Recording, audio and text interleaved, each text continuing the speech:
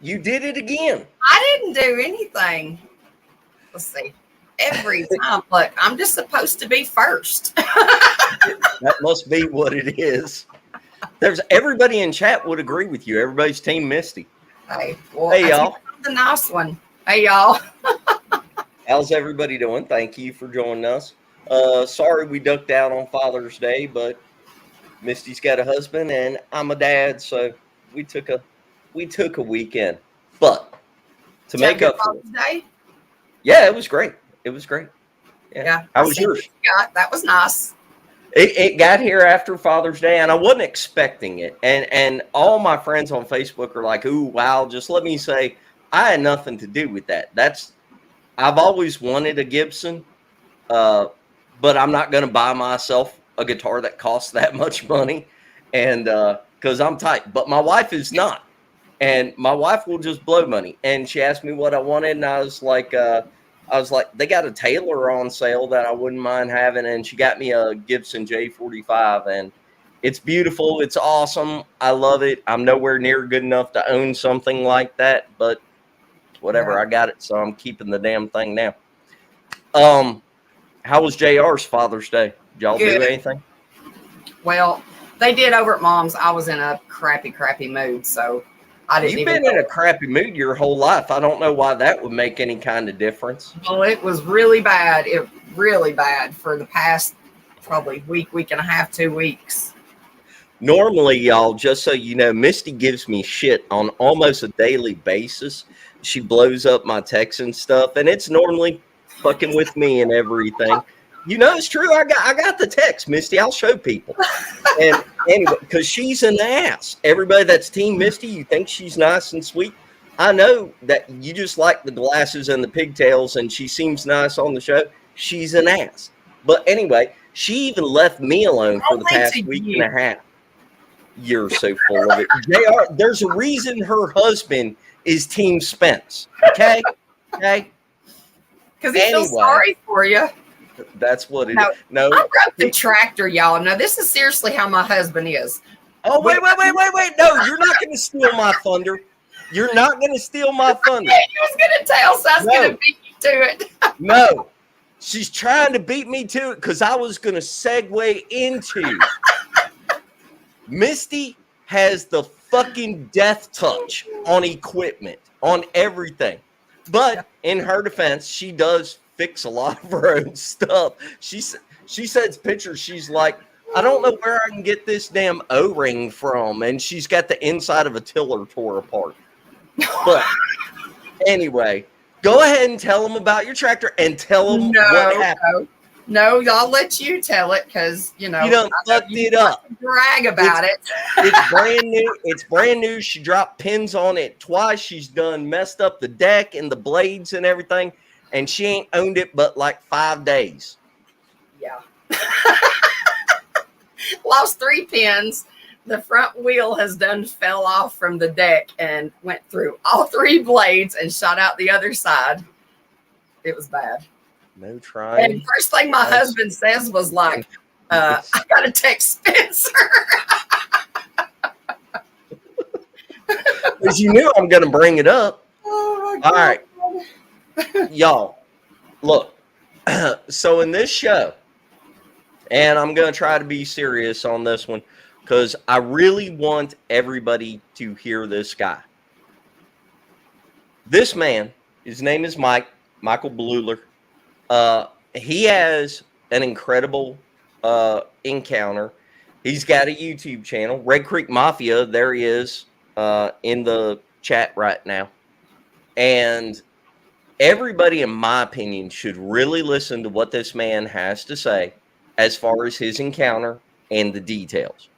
There is a lot of information there, a lot like Kerry Arnold's encounter, a lot like Mike Woolley's encounter. God rest both of them. They were great people. And their encounters are iconic because of what happened to them. Well, in my opinion, this guy's got a story that is on par with theirs. I've listened to him. I've talked to him personally a bunch in the past few weeks. It's actually Greg was yelling on one show, whatever it was, 2 weeks ago or something. He was saying he was saying during the show, hey, let's talk to this guy behind the scenes. Well, come to find out it's Mike. I had no idea. And I've been looking for this guy for over a year because I've heard his encounter before. And I was super excited to meet him in person and talk to him in person and everything. His encounter is great. It's scary. In my opinion, it's 1000% truthful. Listen to the details and everything. And I will ask you, please hold questions until he's pretty much done telling the encounter, because I don't want to interrupt him and his nerves might get to him, because it's a freaking terrifying story. If I was in his position, I mean, I'd have shit myself. It's a scary encounter. And anyway, and we got Greg on here to help us because Greg's a hunter, and I'm a hunter too, but Greg had stuff happen while he was hunting. And Greg and him have connected, and they've discussed a lot of similarities to their shit. So anyway, let me go ahead and bring them out. Mike, Greg. Hey, so before we get going, again, just listen to the details, y'all, if you would. I think it's excellent. And just put the questions in all caps and give him some time to tell the story, because I really don't want to interrupt the flow or anything. God help us, I don't know if I can keep myself from just talking and yapping away in the middle of it. I might be the one jumping in there. And if I do, feel free to be like, damn it, you said not to interrupt him, and then here you are. That might happen, but you know what? I'm the one that started the damn channel. What are you going to do? You know what? I'll just take you out. I can do that. I got the power to. I got the power. What do you, snap? All right. Anyway, Greg, how's it going, brother? Man, doing good. I'm just waiting for Misty to veto you here in just a little bit. Yep. Mike, how are you feeling today? Oh, well, I'm just really peachy. I see that some people in the chat that's also in my chat on my show, and I just want to thank everybody for coming on. And Spencer, I want to thank you for letting me use your platform also. Oh man, thank you for being here. Every time I tell this story, it's I need a beer to do it, because you have to relive it, and I will FedEx you whatever it takes. I mean, we good. Okay. So, hey, Mike, before you get too much in the mindset, you have a YouTube channel. Yes. And you have interviewed some impressive people. Yeah. Thus far and everything. And you're just starting. You're just getting going like us. So your YouTube channel is called Red Creek Mafia. We'll throw a link up there whenever the show's over and everything. But real quick, just go through a couple of the people that you've talked to already on your channel. Let's see. I think my debut was second week of March, and it was my very first show. It was Ron Moorhead. I've done a lot of shows in a little bit of time, believe it or not. Yeah. I've gotten in touch with a bunch of people, and I've had a bunch of, it's still, I haven't really even scratched the surface on some of the people that's coming on the show. It's just, I'm a business owner. Well, I'm down for the time being. I had a bad gout attack, about a week and a half ago, and immediate foot surgery. So I'm going to be out probably for about another 5 weeks. But I mean, there's only so much reading and so much YouTube you can do, and the walls start closing in on you. And Mike had a gout attack so bad. I've never heard of this. It inflamed his foot so bad that his toe dislocated and had to have surgery. How the fuck does that happen? Look, man, all I know is I woke up and I was in excruciating pain. I wake up and I tried to put my feet on the floor and almost went to my fucking knees, man. And I turned the light on and I propped my foot up, and my big toe on my right foot was cocked. It was dislocated and it was cocked at a 45-degree angle. That was Damn it, rough. son. Greg, I think me and you talked about this. Don't you get the gout every now and then? Yeah, man. Every adult male in my dad's family, by the time we hit 25 years old, we've probably either been on crutches or possibly a wheelchair with the gout attack. You're Yeah. cursed. Your family's cursed. I Yeah. can understand why after knowing you, but your family's cursed. Yeah, I talked to my doctor one time. Well, when I was the first attack I had, I was, I think, 21 years old. And my doctor explained to me exactly what it done. And it's a form of arthritis. And it makes the oil that lubricates your joints turn into, like, it crystallizes. It crystallizes. Yeah. And he told me, he said, think about taking the joint apart and sprinkling it full of sand and broke glass and gravel, putting it back together. And when it works, it grinds. Man, it's horrible. I've had it one time, the worst I ever had it. I had an attack, had it both feet, both ankles, both knees, and in both hips. Oh shit! And I was in a wheelchair about 10 days.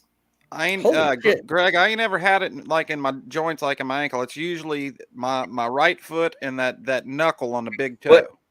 Wait, Greg. So you didn't just like self-operate? You didn't just like cut your hips and everything open and go ahead and polish everything down, spray WD-40 in there? That's before my life got hard enough and I got really toughened up. You know, that was before I knew that I could operate on myself. Because if you ever camp with Greg, and he will go through the extreme detail of what he's done before, trust me, it'll make your lower sphincter tighten, and you ain't gonna want to hear the whole story.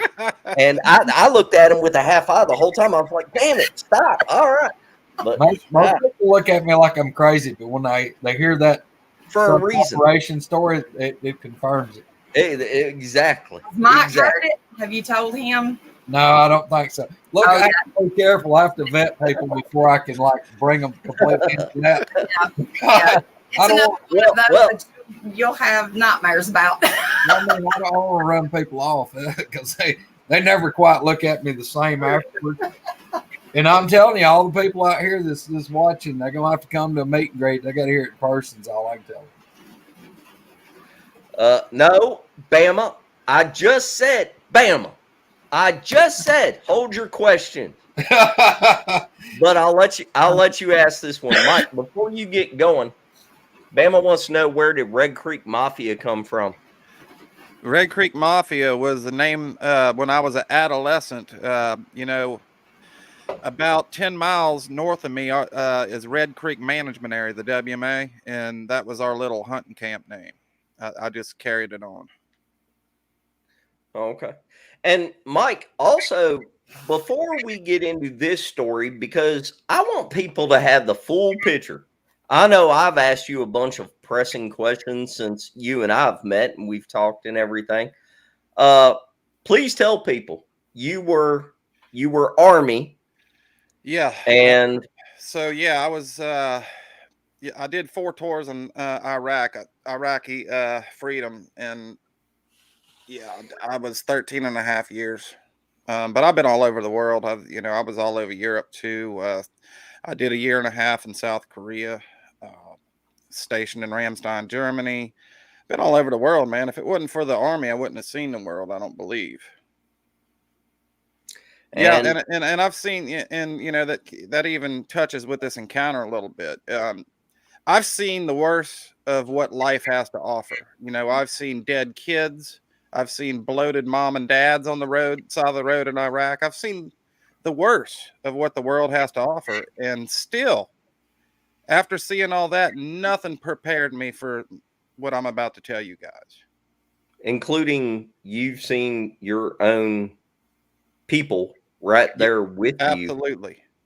Got gone. Yeah. That's another story. Yeah. All right. We'll get into the whole thing. Whenever you start, though, before you get into all the gory details, will you please, how long were you hunting this area? Like, how often had you been there?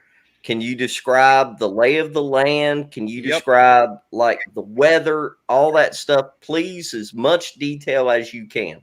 Yes, and actually, that's why I'm glad you got Greg on. I mean, I know Greg is from North Alabama, but he can probably relate with some of the terrain a little bit better because he's a little bit closer to me. Okay. So, all right, guys, I guess here we go. It's been a little bit since I've told my encounter. So, yeah, man, it was December 20th of 2020. Mississippi, I hunt all the seasons. We start archery season here starts October the 15th. Unless you're north of the state, it starts on the 1st. Is my mic too loud? No, you're good, brother. Good. Okay. So, anyways, before I had my encounter, guys, I'm not sure if I believed or not, or if I was on the fence about it, or it just really wasn't on my radar. I do remember seeing the Patterson Gimlin film when I was a kid and stuff, and my mom and dad used to say it was fake, and even if I thought it was real, I thought that was a problem out in the Northwest, never in South Mississippi would have thought that. And yeah, man, let me tell you about the seasons real quick so this can kind of tie in. So we have an archery season in South Mississippi that starts on the 15th of October. After that, we have our first primitive weapon season. And then is the first dog season. And when I say dog, some people in this chat that may not be from the South, you're not hunting dogs, you're using dogs to hunt deer. And I did it when I was a kid and stuff. I used, my buddies and their dads had dogs. We did all that. No, I was never a really big fan of it because, it's kind of like they kill anything, and it's dangerous. I mean, I've heard about people getting shot, and it's basically where they circle off a big old area. You'll see Toyota trucks everywhere, dog boxes in the back, and they'll drive these dogs, and whatever comes out, they shoot. It doesn't matter if it's a doe, yearling, whatever. If it's brown, it's down. That's what they used to do. Brown, it's down. If it's brown, it's down. So yeah, I quit doing that. I only did that when I was a kid. It's all shotgun too, buckshot. And there's no rifles or nothing like that. So it was coming up on the second dog season. There's two of them. One lasts for like 2 weeks, and the other one lasts for like a whole month. And it was that second long one. And I was in a lease at the time close to my house, but it doesn't matter. These dog hunters don't care. Their dogs come all over the property and stuff like that. And, there's always fights and stuff like that over people's dogs and game warden getting called, this, that, and the other. I just always bypassed that. And I used to go to a WMA. Usually I would go to Red Creek. In a WMA, it's different than public national forest. You can't drive dogs through a WMA, not here anyways. Maybe in other states you can. The game wardens kind of take care of it a little bit better. It's a lot of ryegrass fields. They plant turnip greens, all kind of stuff like that. I used to go up. So I live in Harrison County, Mississippi. Red Creek is in Stone County, Mississippi, and one county up is Perry in Greene County. Leaf River Management Area is where I was at. And I used to go up there all the time during these dog seasons because I've always had a lot of luck in Leaf River because they take care of it good. And, they're strict up there. If you go up there, you even if the game warden knows your truck, you're getting checked. If you're a felon or anything like that and you got a gun, you're done. If you got a dog box full of dogs and you dump them off in there, you're done. I mean, they're strict up there. And I've always hunted up there my whole life. My dad, I used to go up there with my dad. I've been hunting ever since I can remember. When I was 5 years old, I was up in a tree stand with my dad, usually a box stand, something like that. And yeah, it was just that kind of situation. It was the second dog season, and I was just bypassing all that, and I went up there. And Leaf River is, I don't want to say it's like super vast, but it's pretty big. It takes up it takes up a half of 2 counties. If you're on the east side of Leaf River, you're in Greene County. If you're on the west side of Leaf River, you're in the half of Perry County. And I was on the Perry County side. I was on the west side of it. And I was slap dead in the middle of it. Game wardens, the game warden station's right there. I was straight across the street. They had this huge ryegrass field, huge. They used to plant it every year. And when I say it's big, it's big. It's like it's probably 200 yards wide and about 1,000 yards long. And there are some power lines to the west of it. I mean, right there next to it that, runs adjacent to it. It runs north and south. And I used to like to go down them power lines and get directly probably about 100 yards behind that ryegrass field. And I had my favorite tree I used to jack up. I used to get really high, and I always had deer in Mississippi. That's another thing I got to tell you. Deer in Mississippi are very smart because of the hunting pressure. They have all these fields for deer and stuff like that, but these deer do not come out and eat until it's pitch black dark. It's pitch black dark. They know the hunters are out the woods. They'll come out there and eat. If you put a trail camera, say if you're hunting illegal, okay, and you're putting corn on the ground in the WMA, you're still not going to see any deer until it's pitch black. Not even the does. So it's not just the bucks that do that. The does don't come out either. They don't come out at all. That is because of the hunting pressure in South Mississippi. It is something else.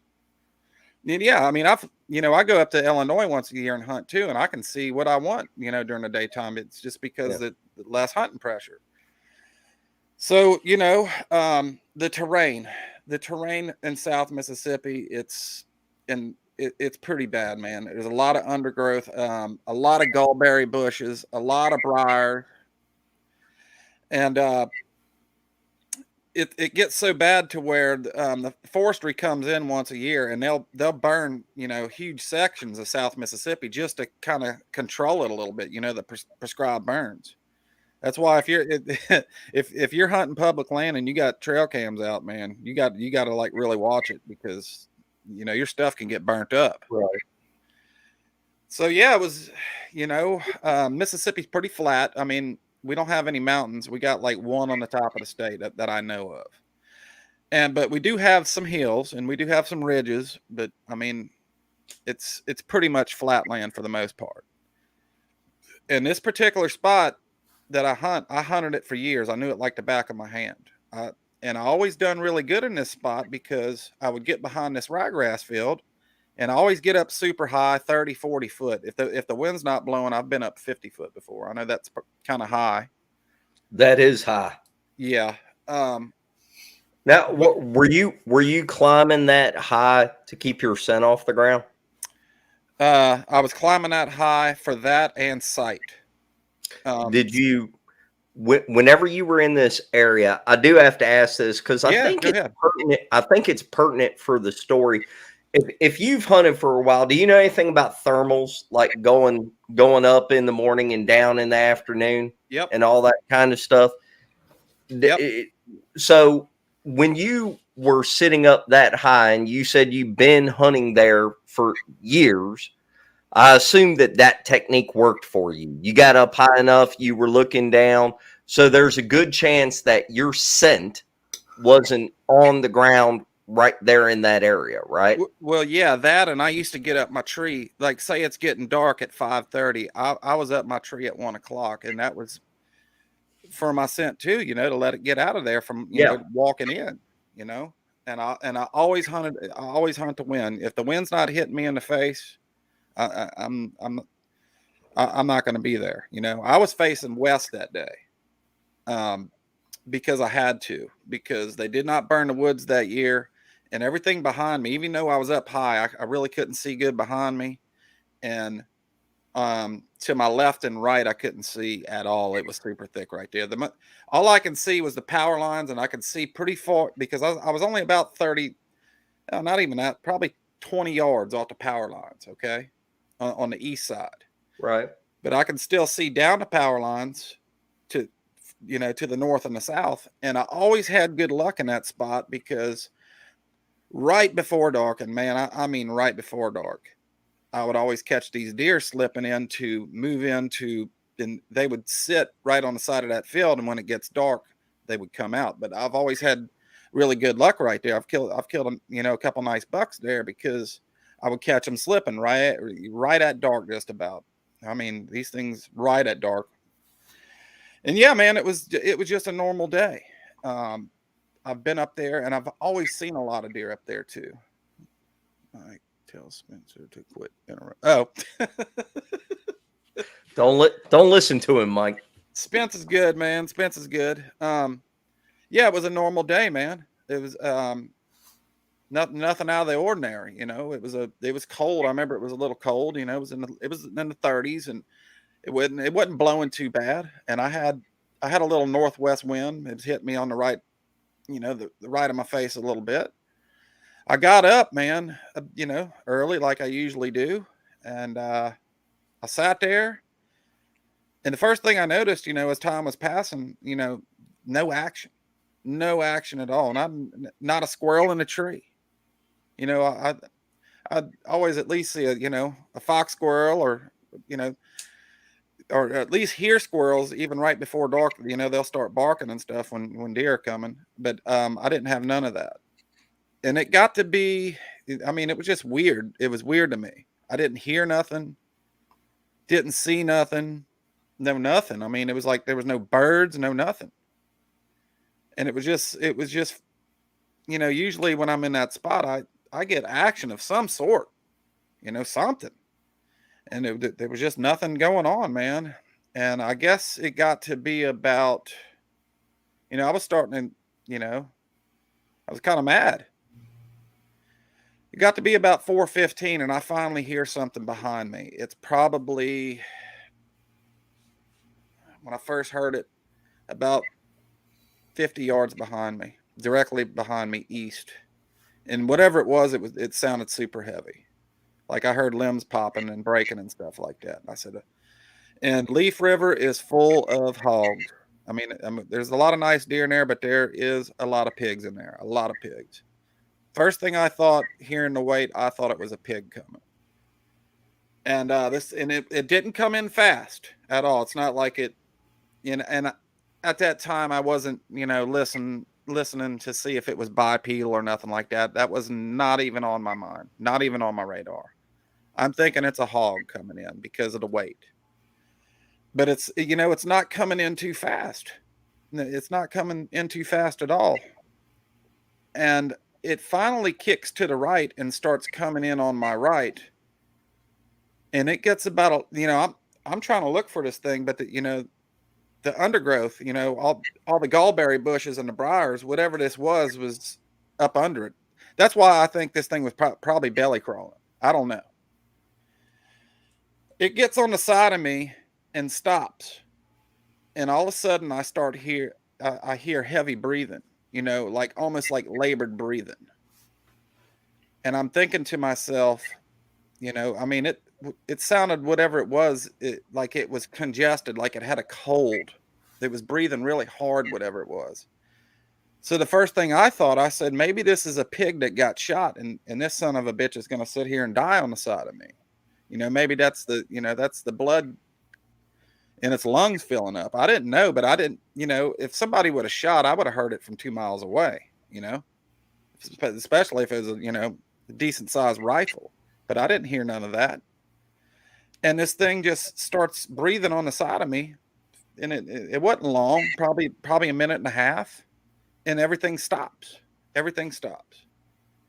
And I'm like, I guess about 10 minutes passed by. And I'm like, man, that sucks. I didn't even get to see what that was. At this point, I'm thinking it could have been a buck or a pig, and maybe it seen me or it smelt me and it just slipped out, and I didn't hear it. So, I was puzzled. I didn't know what was going on. So I guess about 10 minutes pass after that, and the sun is now, it's not behind the trees, but it's just a bit, it's at the tree line just about, and I'm getting blinded. Wonder why Misty don't know. Oh, we got some jokesters in the chat today, huh? Oh yeah. So yeah, man, it's that time of the day where, you know, I'm facing west and I'm getting blinded. You know, I'm fighting the sun, you know, I'm pulling my hat down and putting my, you know, trying to look. And I fought the sun for a couple minutes, and all of a sudden I catch in my right peripheral about 150 yards down the power lines, something black, and it's on all fours. First thing I thought, I said, wow, it's a bear. And you know, because we do have bear in South Mississippi. We don't have like a heavy abundance. You know, you can't kill one in Mississippi. You'll go under the jail.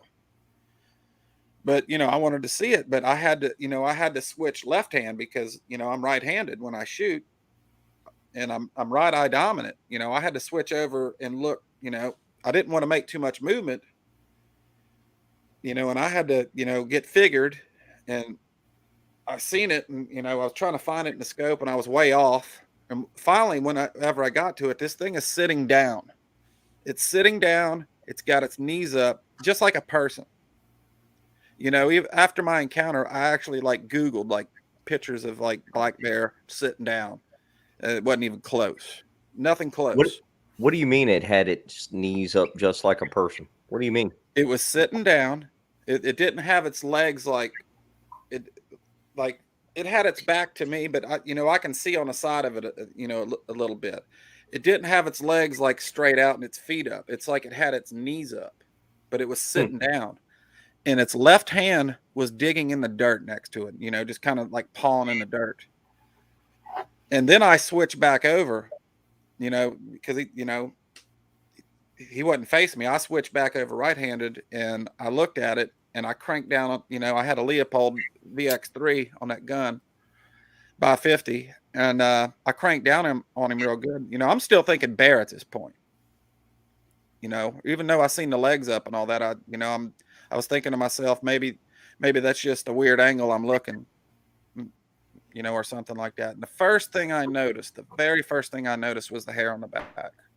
The hair on the back, it wasn't like the double undercoat of like a dog or what you would think a bear. It was hair. It was for sure 100% hair. Long hair on its back, like long black hair, like Nikki Sixx Motley Crue. Sure enough, hair on its back. And you can see patches in between the hair of the skin. The skin was ashy gray, just like what everybody talks about. It was just like that. And I'm still, you know, Sasquatch is not on my mind still at this point. You know, it's more like, is this some kind of monster? Is what I was thinking. I panned up to its head, and it had the conical shape in the back of the head. It wasn't like really pronounced, like people say it goes up to like a football. It wasn't that pronounced, but it was sure enough there. And this thing, it turned a little bit to the left, not much. It turned to the left a little bit, and that's when I got to see the side of the face a little bit. It was pronounced black. It was black like this microphone. It was, yeah. I got to see a piece of the eye. The eye was solid black too. Solid black, like a shark's eyes, like a you know, if you see a picture of a great white shark, like that. And I got to see you know, I'm looking for a snout the whole time because, you know, bear snout. I didn't get that either. I seen the side of a hooded nose, just like our nose, and I got a piece of the mouth a little bit. Hey, bushcraft. At this point, I'm pretty sure I was in shock at this point, you know, trying to figure out what this thing was. And I yelled at it, you know, just out of desperation. I yelled, you know, like, hey, you know, I didn't know. I had a million things going on in my head. Is this somebody in the woods playing a trick on me? Is this a bear? Is this just, I'm not seeing it right? You know, this, that, and the other. When I did that all in one motion, this thing put its hands on the ground and popped up on the 2 feet like it was nothing. And he was big. He looked like a Brahma bull on 2 legs. He was huge. Huge. When he popped up on the 2 feet, he screamed. When he screamed, it was like the way I always talk about it. It was like the difference between, man, like a lion, an elephant, or being next to a freight train. and you can feel it even from that far away. You can feel it rattling your body when it hits you. And he started looking north down he was scanning the trees. He would look down the north side of the power lines, and he would turn around and look behind him, and he was looking to the west of him, and then he would look my way. And that kept going on. I mean, and then he started walking in like this little 20 to 30 yard little oval shape. I mean, that's why I think he didn't know I was there, because I mean, it surprised him. And that kept going on, and there was one point where he looked my way and his eyes got really big. He didn't look like directly at me, but his eyes got really big. And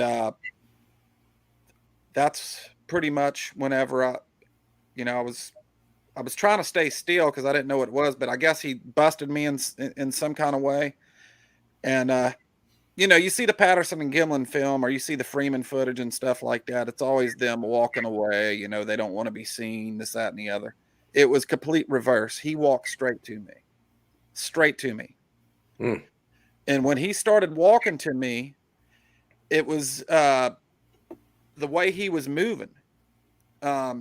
He started walking. It looked like he was like it was weird. I always tell people it looked like he was like on the movement he was making. He was like on snow skis or like a elliptical machine when he started walking to me.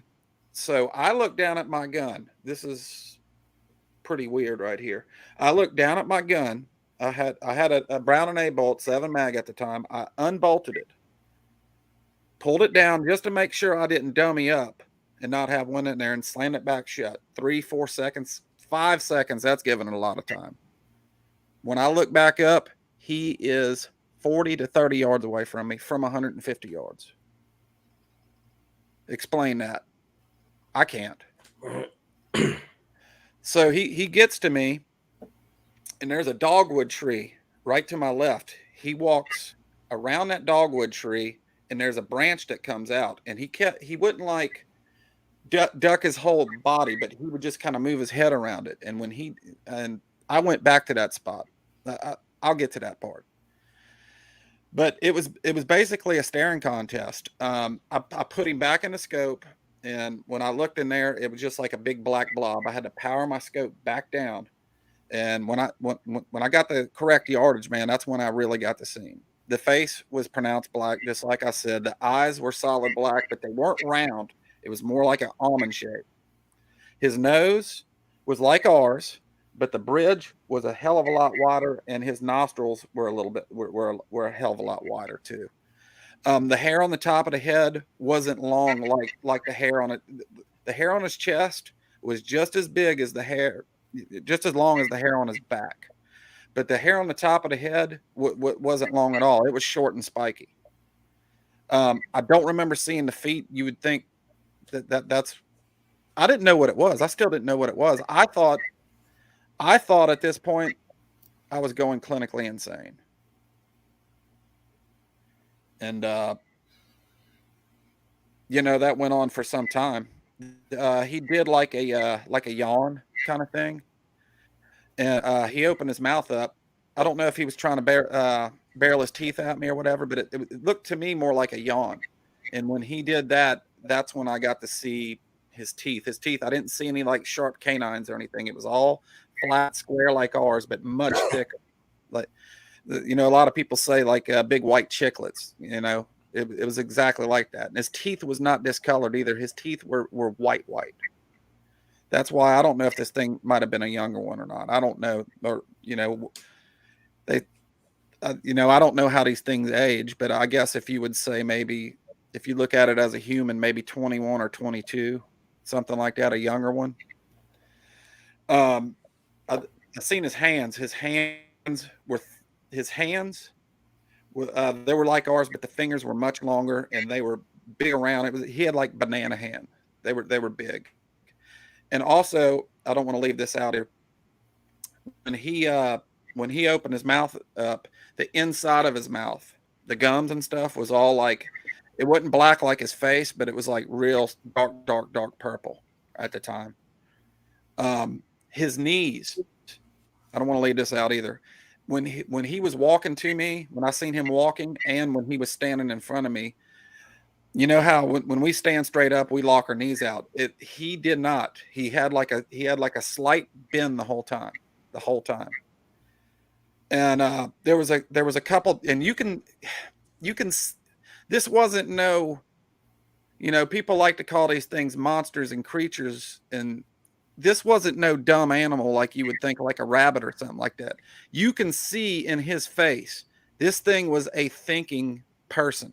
Like he was thinking, like almost like he didn't know what he was looking at, if that makes sense. And there was a couple times he did something with his face or shuffled a certain way where it would scare me and I would draw down on him. I mean, I had him in the scope the whole time, but when I say draw down on him, I mean, act like I'm fixing to, pull the trigger. And when I did that, he would turn his head to the side like this and he would look at me with one eye and he was giving me the look like, don't do that. Like you better not do that. That's why I think these things know what guns are too. I know that might sound silly, man, but I think they know what they are. I believe you. He did that several times, I started looking at the sun, and the sun is now past the trees. And I was thinking to myself, whatever this is that I'm looking at, which I can't remember, Spencer, man. I really can't remember if at that moment I said, wow, this is a Bigfoot. I thought it was some kind of monster. That's what I thought. I didn't know what it was. But I was thinking to myself, when it gets pitch black, I'm going to be in the woods with whatever this is. And it's not going to be good because the only thing I had was a little light on my ball cap so I can, see myself getting out of the tree because I had a power line to walk. I mean, you don't need a big light for that, it's power lines right there. And try not to leave in it. There was a lot that happened in a short amount of time. Oh, I remember seeing his hands really good. His fingernails weren't long at all, but they were jacked up looking. I don't know if maybe they bite them off. I don't know.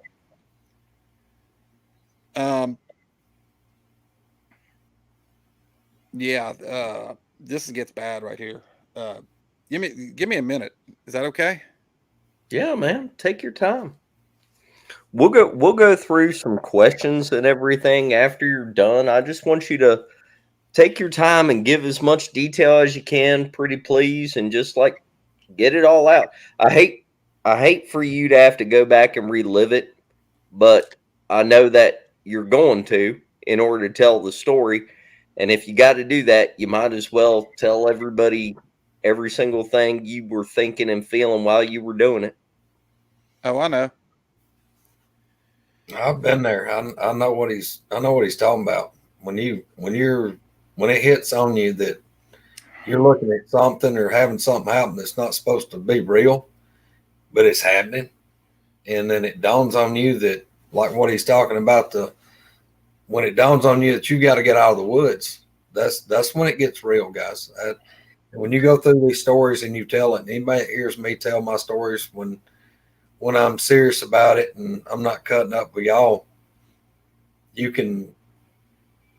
relive it. There's nothing about it. And you have a flood of emotion that washes over you, and it is traumatic. It's absolutely traumatic. But Greg, what was the difference between like when you were in the stand and all the stuff was happening? I mean, you were putting the pieces together one step at a time and slowly coming to the belief of, hey, I think it's this. Yeah. And then you actually saw it on the road cross in front of you and you confirmed it. Imagine Mike not having any concept of any of this stuff and just all at once out of the blue. I mean, that's a world of difference. I at least kind of got to baby step into it. Yeah, you had a primer before you saw it. Yeah, I got to build up to mine. But like I said, especially after I'd saw it and knew what they were and put it all together, I kept having encounters and like me, I'd be in the woods and I'd done decided then, I'd had many times where I doubted my sanity for keeping on going back hunting. And, you know, there'd be times that I'm like, I'm done. I'm not going back. I'm not going to make it. These things are going to get me. You know, I'd have times that they'd have me scared to death, y'all. And I mean, just like what he's talking about, you know, he was military and this and that. You know, I'm law enforcement. I've been law enforcement for years, and I've been a lot more scared over here in the woods than I have ever. Oh, absolutely. Y'all, we'll get to the questions. So, all right, Mike. So this thing is looking at you. You're looking at it through the scope. And every time I would bear down on it, he would turn his head to the side like that, and same kind of look. It would be like, "Don't do that. Don't point that thing at me." That's why I think they know what guns are, guys. I mean, maybe I'm crazy. I don't know. So, like I said, I'm looking at the sun and I'm thinking, you know, I'm probably 1,100 to 1,000 yards from my truck. I mean, I know all I have to do is go down the power lines, but what am I going to do? You know, jack down my tree and go shake hands with this thing? I mean, I'm not trying to be funny. I'm just trying to give you guys an example. Yeah, okay. It got to the point to where I had to make a decision, and it was probably one of the worst decisions I had to try to make. You know, he wasn't going anywhere. He wasn't. This thing was standing on its ground. He wasn't going anywhere. He never would get. You know, he got like 30 yards from me, which is 90 feet or whatever, but he never like got any closer. But he never would like go away either. He was just there, and I didn't know what he was. And I finally, the sun's dipping, and I said, I have to do something. I have to go home tonight. I'm going home tonight. And I'm pretty sure with what I had in my hand, you know, the 7mm Magnum, they use that on moose and elk, you know, and as close as he was, if I would have shot him, I probably could have killed him with a headshot. But you know, I'm educated now. I probably would have got ripped to pieces coming out of there. You know, I'm sure there was more there. But I was on it. I didn't know what I was looking at all. So, you know, I drew down on him one last time, and this time he didn't move his head to the side. He just looked at me, and I put him in the scope, and you know, I did what I was trained to do. You know, the last little exhale right before you squeeze off, and I got about halfway through the squeeze, and I couldn't do it. I couldn't do it. I thought I could, and I couldn't. He looked so human in the face. I mean, I wouldn't say human, but I mean, you know, I thought to myself, this is a person. This is his dad, or this is somebody's kid. It just, you know, it's probably just as confused as I am, you know, and I couldn't do it. I could not do it. I could not squeeze off on this thing. And I finally just put my gun on the side of my tree stand, and I stood up in it, and I put my arms out to him, and I said, "What do you want?" But I said it really loud, you know, "What do you want?" Probably put the F word in there, you know. And when I did that, everything changed. This thing screamed again.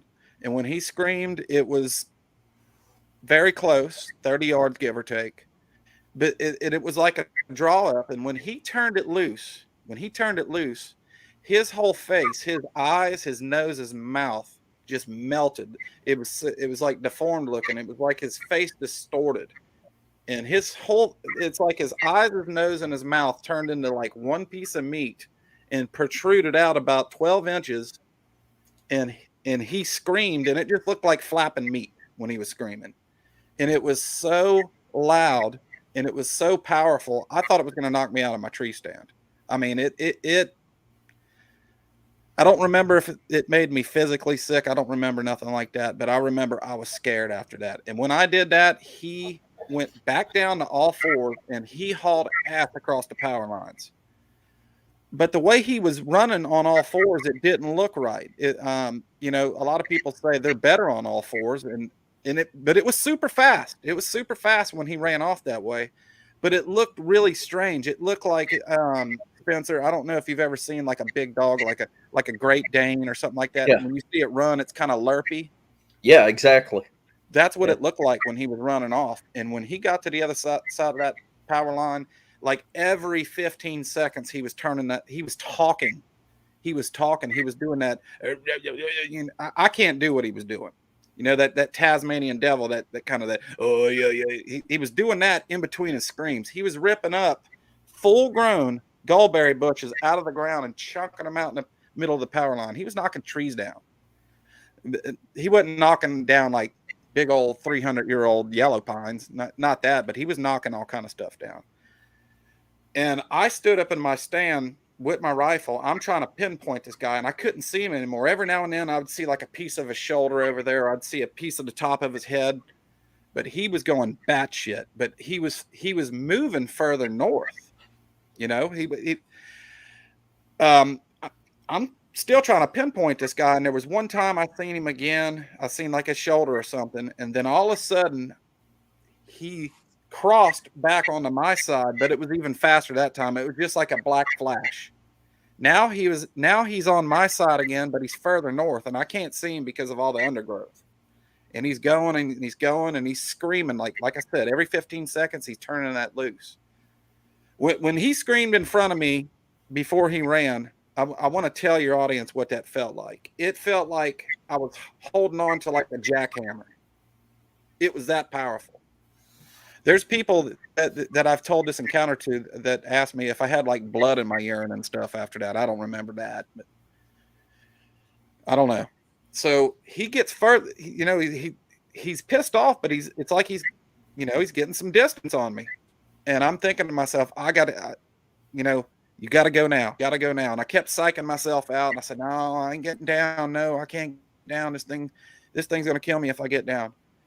And then all of a sudden, everything gets quiet. So I'm like, okay, where's this fucker at? And all of a sudden, I guess about a minute after it got silent, I heard a pronounced tree break. It was pretty loud. I mean, it was probably about over 100 yards away, but it was that fresh, that snap, crackle, pop, that cow. When I heard that, I come down to I went down my tree, man. And, high up as I was, you think 1.5 to 2 feet of jack and probably 22 jacks to get up. I was down in probably 10. I left my book bag up the tree. I had hundreds of dollars worth of equipment up there. I had all kind of stuff up there, man. I think I left my cell phone up there. Sure did. My cell phone, I had a GPS. I had a Garmin GPS in that bag that was probably $1,000 easy. I had all kind of shit up there. I left it all up there. I wasn't doing it. The only thing I did is I put my rifle on my back like this and I come down that tree. I start running down the power lines, and it was like as soon as I hit the power lines, he starts screaming again. It's like he knew I got down. So I started running, man, as fast as I could. And I wasn't in the best shape at the time either, guys. I've lost a lot of weight since then. I'm 5'10" and probably 185 pounds now. I was probably about 215, 220 back then. So, I ran pretty hard for about 100 yards and I got whooped. And a fast run just went to a fast walk. And right. He starts ripping it up back there again, just hollering and screaming. And when he picked it up, I picked it up. And, I got a long way. I still got a long ways to go to my truck. But on this power line, I used to hunt this spot a lot. There used to be this little plateau. It was just like a weird growth that would come out. It come out of the woods, and it only went like halfway across the power lines, and he had a couple little pine tree saplings on it. But I always said that's my halfway point. So I'm running, and this plateau's coming up. It's probably a couple hundred yards away still. And I stopped because I could, to see if I can hear him. He quit screaming, and I'm listening for him. Is where's he at? He lights it up again, and as soon as I pick my step back up again, now about 20 to 30 feet, not 30 yards, in the woods to the left of me, I got something matching me step for step. I stop, it stops. I start running, it starts running. And it wasn't him because I can still hear him back there. And I'm like, what is this on the side of me? I didn't know anything about, Bigfoot paralleling people out the woods. I knew nothing about this. I was just a regular hunter, a normal guy, Hey, Roger. Yeah, Roger's my co-host on my show. Yep. He's a good How guy. you doing, Roger? At some point, we'll get Roger on here because he had a hell of an encounter too. Yeah, absolutely. Roger, I tell you what, I got to give props to Roger because he actually helped me out starting my channel. And Long Island Bigfoot, if he's still in the chat, he's been a lot of help to me too. And Jennifer Appleton, I see you. She was on my show. Anyways, so I'm running, and this thing, when I stop, it stops. But every time I would stop, this thing would take like an extra step. So I knew something was on the side of me. So, I start running, and then, running, stop, fast walk, start running. And he's still screaming back there. And this thing is matching me step for step. I see the plateau coming up. It's getting close. But the way the woods are shaped, whatever this is on the side of me is either going to have to go deeper in the woods or it's going to reveal itself. It's just the way the woods are shaped. And I never did see what it was, man. I got to the plateau. It was so close, whatever this was. You can see the bushes moving, but I couldn't see it. Yeah. And I finally had enough, man. And I just shot a shot in the air, boom. When I did that, everything stopped. I passed the plateau, and I no longer had whatever it was paralleling me. I no longer heard "oh boy" in the back, and I didn't. And it got super, super, super quiet, and I didn't stick around to figure out why. I remember cresting. There was this real big hill on the power line right before my truck, probably about 200 yards before my truck. I crested that hill. And I seen my truck, but I still had a ways to go. I didn't see my whole truck. I just seen like the roof of my truck. I still couldn't see the doors and the tires yet. But when I seen my truck, I caught another gear I didn't know I had. And I'm getting to my truck, and I'm making a round to go around my truck, and I can hear in my head, it's my conscience, Mike, get out of here. Don't stick around, get out of here now, just stuff like that. And I got to my door and I stuck my key in the door to unlock it. And when I did that, I heard one last scream, and it was much different. It was more like the crack of a whip. Like almost on the end. Yeah. It was different. It wasn't like the last couple screams that was, it wasn't like that. It was just like the crack of a whip. That's the best way I can say it. You ever heard anybody else say that, Spencer? Yep. I've heard a couple. Mike, So, let me ask you a question, Mike. Yep. So you made it to your truck. Yep. The moment when you decided, for anybody that's ever hunted in a climbing stand, a climbing stand is not the easiest thing in the world to get up or down a tree, and coming down a tree, depending on what you're talking about, sometimes that's a precarious situation. God help you if you got a, what they used to call those things, tree lounges. Remember those things? Yeah, the Holy big crap. heavy things. I remember them. Yes, good Lord. Made out of steel. Let me ask you a question. You're looking at a damn monster, something that you have no idea, and you're looking at it through your rifle scope. It gets up, it walks to you. I got to correct you. I got to correct you. I don't think they're monsters. I don't think they're monsters. Well, I think they're people. Well, I think they are too. But what you're looking at, it gets up and it walks to you, and it's, staring at you. You got this staring competition. You're pointing the gun at it. You're getting a good look at it. Mm-hmm. And it goes, whenever finally you're like, what do you want? It goes to the other side of the woods, takes off. Yep. Is tearing up shit over there. Then it comes back on your side. Yep. What? Yeah. Then it comes back on your side. and you got to make the decision to come down that tree. You're like, okay, now's my time. Now's my chance to get. Mm. But it wasn't like that. It was more like, it wasn't like, now's my chance, I'm gonna get out of here. It was the only time I felt kind of comfortable, but I still wasn't sure what was gonna happen. Man, that's when you got in your truck, what was it like? So Leaf River it's like a WMA. There's dirt roads everywhere. It's all rocks. I was hauling ass. I probably almost gotten a wreck several times. Every time I took a right or left, the back end of my truck was fishtailing around, and I was had to straighten it out. There was a couple times I almost went straight into the pine trees. Yeah. When I finally caught blacktop, it was Highway 26, and I had my foot to the floor as fast as my truck can go. It was just a hunting truck, maybe 100 mile an hour. That's it. Maybe 95. I don't know. Fast GMC can go. I caught Highway 26 to Highway 15, back down to Biloxi, Mississippi, which usually took me about an hour and 10 minutes to get to this spot from Biloxi.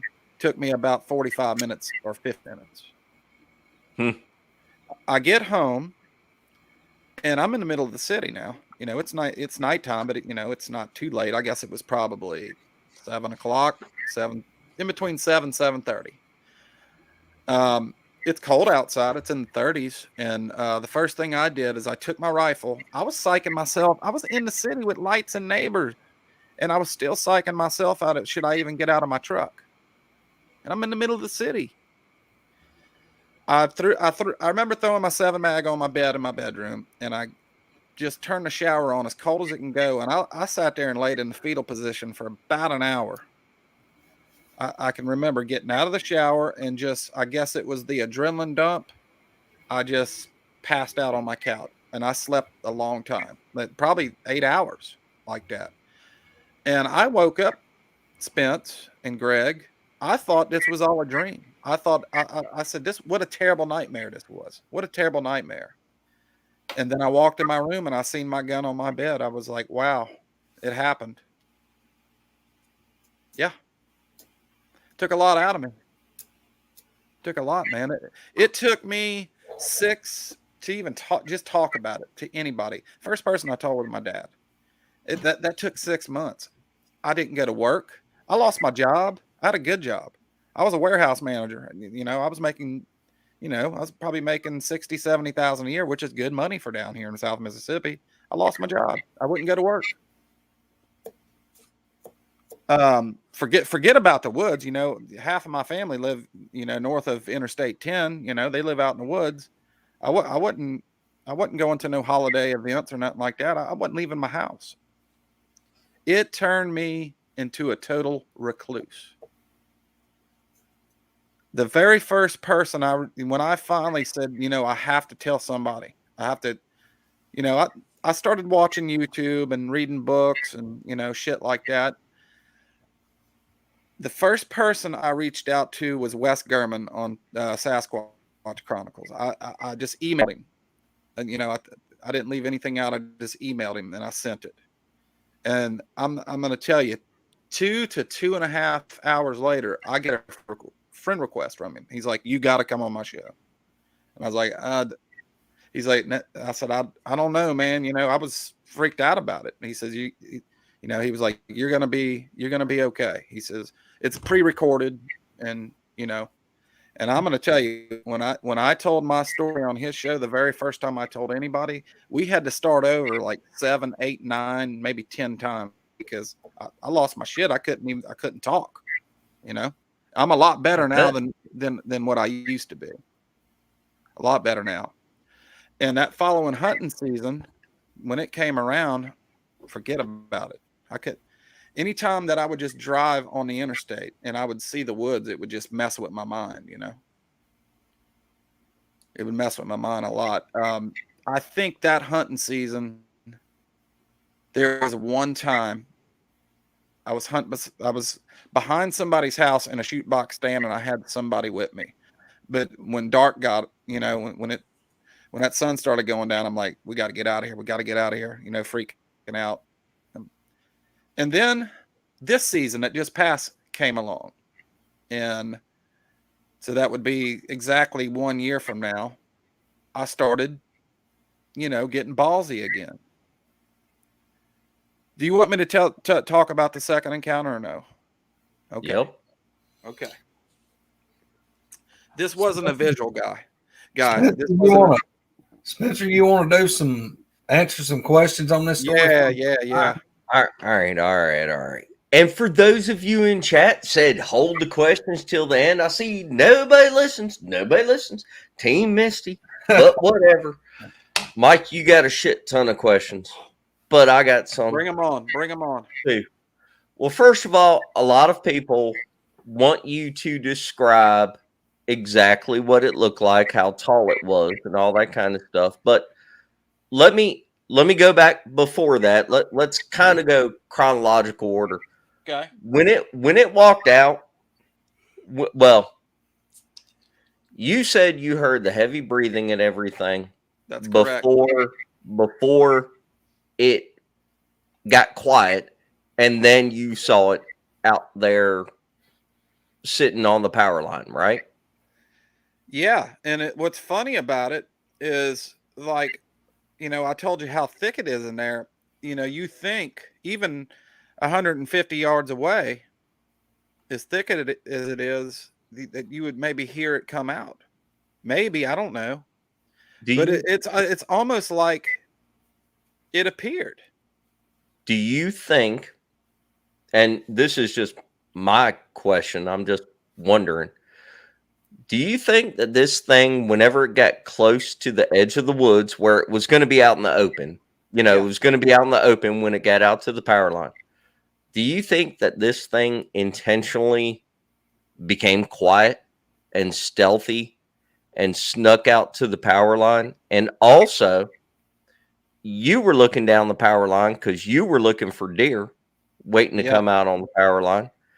Do you think this thing got quiet, stealthy, snuck out there, and was sitting there looking? Which direction was it looking? Was it looking where you were looking? Was it looking at the sunset? Was it? It was looking for deer. It was about 150 yards to my right, but it was facing the same direction I was. That's why I got a little side profile shot, but not. It's still, I couldn't see it good until he turned his head to the left a little bit more. That's a good question. I always ask myself that. Did he get on? Is there a possibility that he knew I was there when he stopped to the right of me when I heard the heavy breathing? Yes, but it also seemed like when he looked my way, when he jumped to 2 feet, like he was surprised. So I don't know. Do you think that he was hunting just like you were? I think he was probably doing an ambush, and when he started talking, when he ran away, I think he was talking to the other one that paralleled me out. I think you're exactly right. My take on it. Let me just throw my little non-wisdom in it, but I think probably you may even had one on down behind you the other way, and that one came out where you were, and then there was probably one back towards your truck, which was the way you was needing to go, and then he was probably watching where they thought the deer was going to come out. And I think you probably may have either busted up a hunt or maybe not a full-blown, they were herding deer, that they may have been just like you were, waiting to ambush. Yeah. And you're exactly right when you were talking about him mumbling and talking. I don't think he was directing that at you. I think he was directing that at them. And then once he went back and got your attention that way, when you came down, I think you ran right to the one that you didn't know was there. Right. Well, I think I'm probably with you on that, Greg. I think I busted up a hunt, and I think this whole encounter and this whole length of this encounter was him showing who was boss. I think he was like I said, you see encounters, like Patterson, Gimlin, Freeman, and there's vast amount of them. It's always them walking away. They don't want to be seen. This wasn't the case with me. I think it was almost like he had something he had to prove. That's why I think he was younger. I think he was, like I said, I don't know how Sasquatch age, but if you had to put it in human terms, I would say he was 21, 22 years old, or 18 or whatever. What the fuck? White sauce boy. Who's white? Don't even start the whole white sauce. It's an ongoing thing. Leanne, calm it down. You leave Leanne alone. So, Mike, when this thing, you said it hopped up like grease lightning, like Yep. it had no problem. Yeah, and you said, go ahead. It's funny because when he got on 2 feet, he looked to be this thing had to weigh probably in between 8 to 1,100 pounds. Okay. Now imagine just a human being that's 400 pounds sitting on the ground. He's going to have to roll to his side. He's probably going to need help up or grab a tree to get up or something. This thing popped up on the 2 feet like it was nobody's business, all in one motion. How tall was it? Okay. How tall was he? At the time when I was looking at him, I'm looking down at him at an angle because I'm up the tree. He looked to be about 6.5 foot or so, but the dogwood tree, he was ducking his head up under it. He wasn't like ducking his whole body and going, he was just kind of moving his head around it a little bit. And when, I went back to go get my stuff, about a year later, my whole book bag was dry rotted. Everything in it was done, weathered out. My climbing tree, it was a Summit Goliath is what the tree stand was. It had a little rust on it, but I saved it. I just sanded the rust off of it. But that dogwood tree that was right there, easy 8 foot. Easy. Don't hit the like button for me. Hit the like button for Mike. Come on. This is worthy of hitting the like button, y'all. Sorry, Mike. Carry on. Yeah. That first branch that came out on that dogwood tree that he was ducking, like I said, he wasn't ducking. He was just kind of moving his head around it. And that was, I looked at that. If you go on my channel, you'll see a video. It says back. I can't remember how I named it. It was Back at Leaf River, Conquering My Fear. And I show you that dogwood tree in that video, and it's 8 foot easy. So he had to be, if he's not even ducking his body, just his head around it, and his head was huge, he's probably a 9 footer. Easy. 8.5, 9 foot, I would say. Like, now, Mike, how high did you say you was in the tree? 30 feet, so something like that? 30 to 35, somewhere in there, yeah. I always get up pretty high. And most people that's not been in a stand are not going to realize when you're in a stand, your perspective, it's not something we're not used to being, 30 feet and looking down on things all the time. And it's hard to tell distance. It's hard to tell height of things. Even deer, you may have, especially, you can be in the woods, and if you don't have something to gauge it with, you may have a deer come out, say a doe, and you'll think, well, man, that's a pretty good deer or pretty big doe. And then the mama doe comes out, and then you realize that the first one was a little bitty one. It's just hard to tell.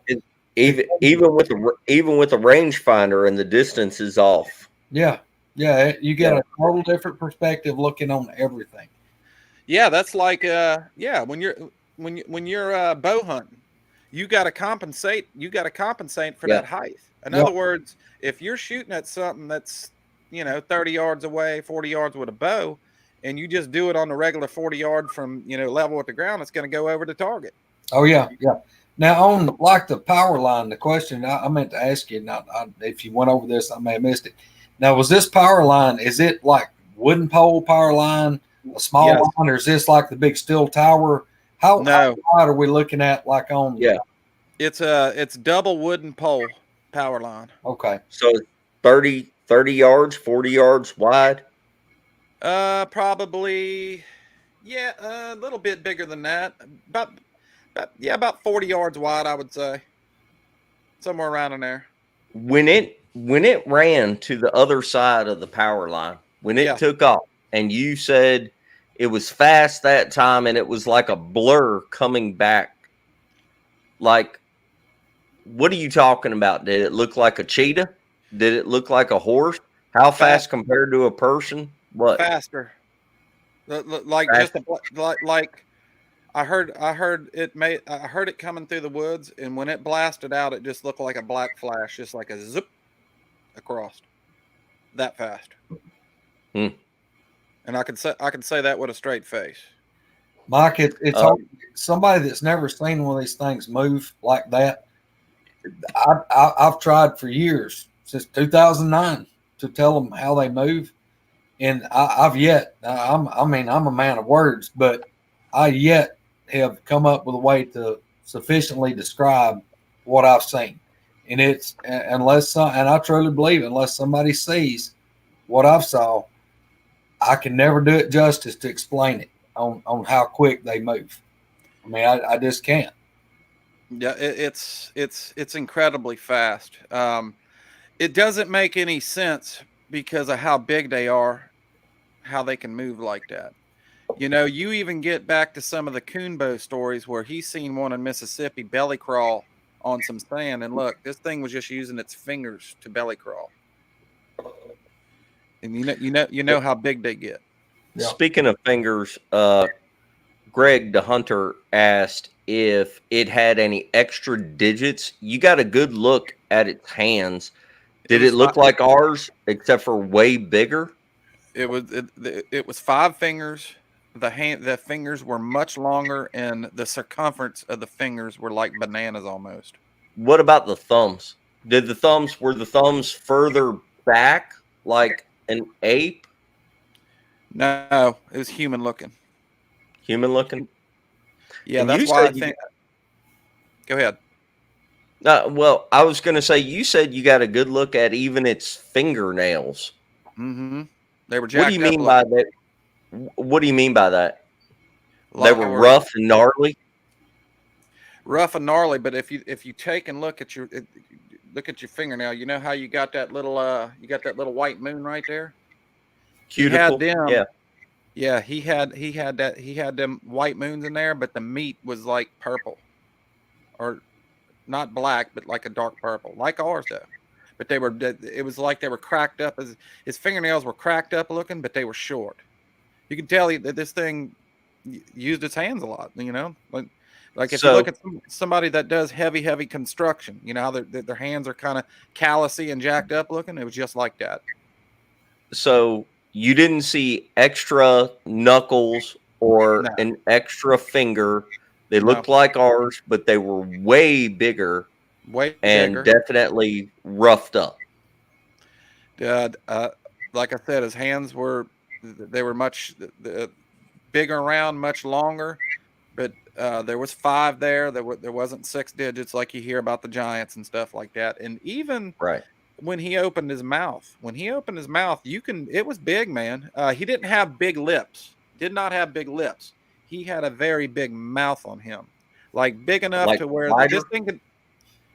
You know, I've heard what people say that their mouth can go all the way up to their ears. I don't remember seeing it being that big. It just opened up really big. You could put a whole cantaloupe in this thing's mouth, a whole thing. Maybe even one of them little seedless watermelons like you get from Walmart. Stick the whole thing in his mouth. No problem. No problem. Kind of like what Troy said right there on the comment, ball glove with cigar finger hands. Yeah.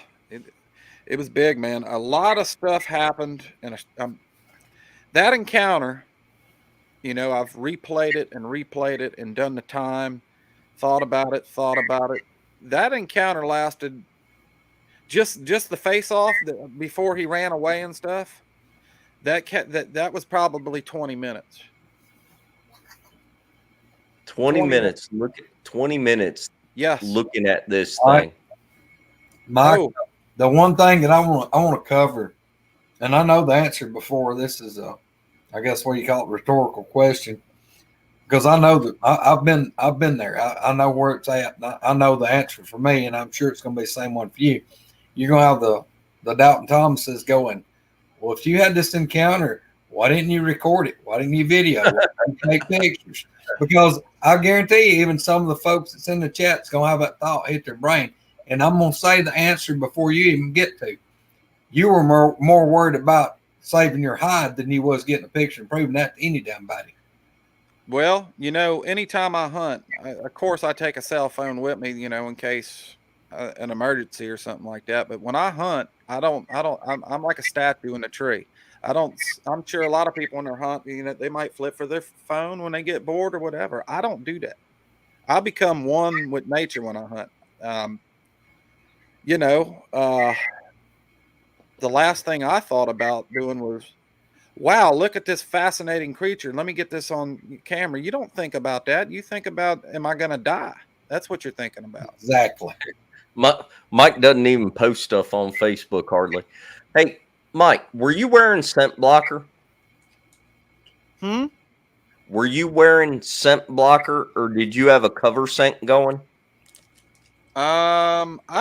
Sometimes I spray down, but if the wind is in my favor, sometimes I don't. I don't spray down every time. I can't remember if I did that day or not. I do sometimes. Right. But I can't remember if I did that day or not. But it wouldn't have mattered because he was in my favor for the wind. The way he came in. My wind was blowing to that ryegrass plot. Let me ask you this, and I don't mean to be obtuse about it, but do you think you were going to die when that thing came up to you? Do you think it was coming to get your ass? I had a million things going in my mind. I almost thought, is this a test from God? Is it what is it? I thought it was a demon of some sort. That's what I thought it was. Did I think I was going to die? I wasn't sure, but I was going to go out fighting. You had a 7mm in your hand, which is a big ass gun. 175. You could have shot it. You could have shot it. And you didn't because you said you thought it was some kind of person. You want to elaborate on that? Like, what led you? Was it just the physical looks of it? Was it the way it was behaving? What made you think it was? You could tell this thing was a thinking, I like to say, person.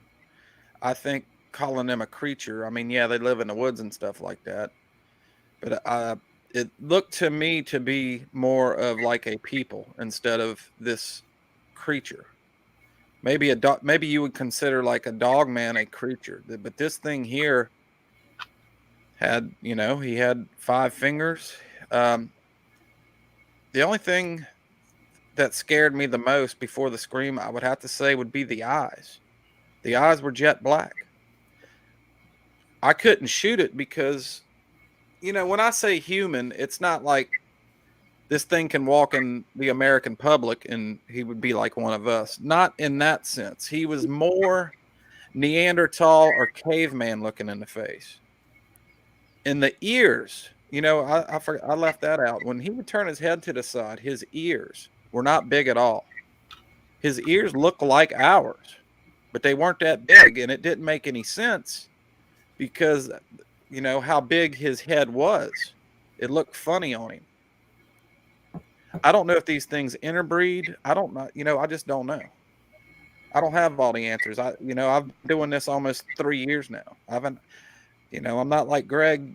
Greg, you've been doing this for a while. Nearly, right at 20 years.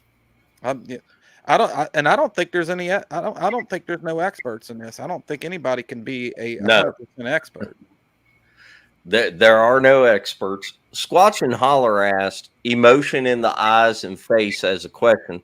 And I'd like to point out whenever you were talking about it was turning its head, whenever you pointed the gun at it, which made you think that, hey, they probably know what a firearm is.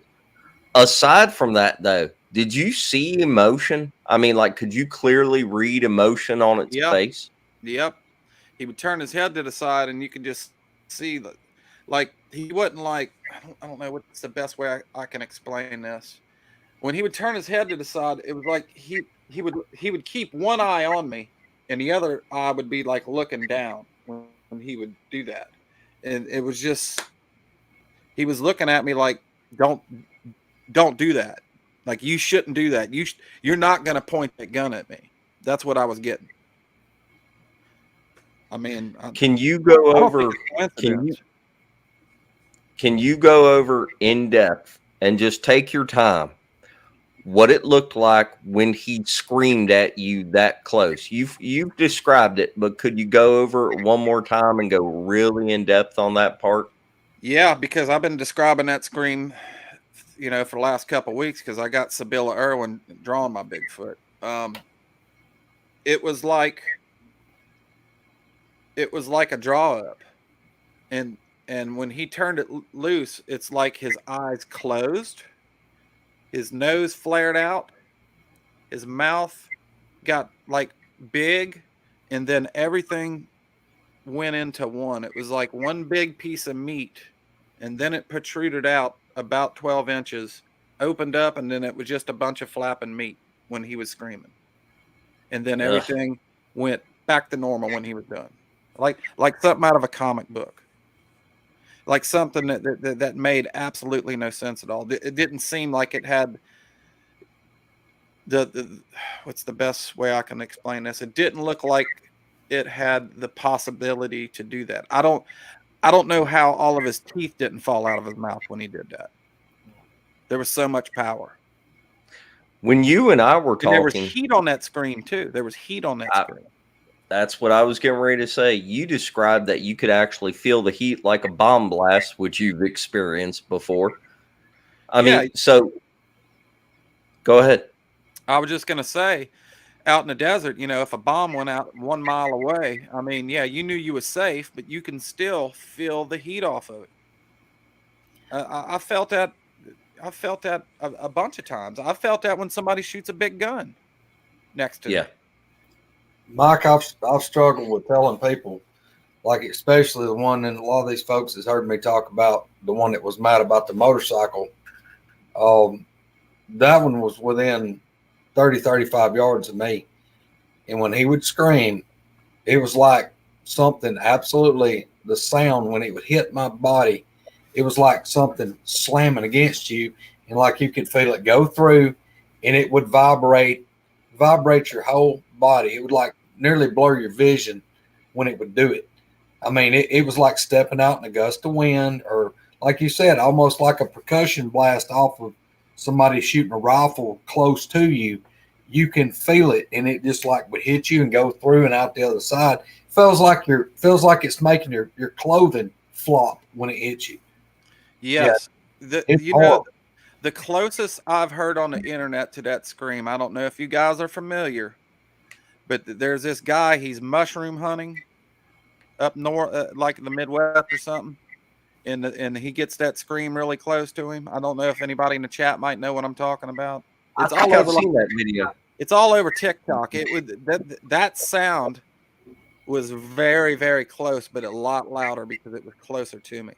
Now the scream that you heard, was it mainly a single tone, just a loud scream, or was it like the worst one I've heard here?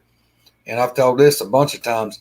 It started out like a low bellow, and then it like ascended in the height of it. It peaked out, and on the end of it, that's when what I was talking about a while ago. Kind of like that. It was kind of like I'm probably not going to do it any justice, but it was more like a you know, it started off low, like you're saying.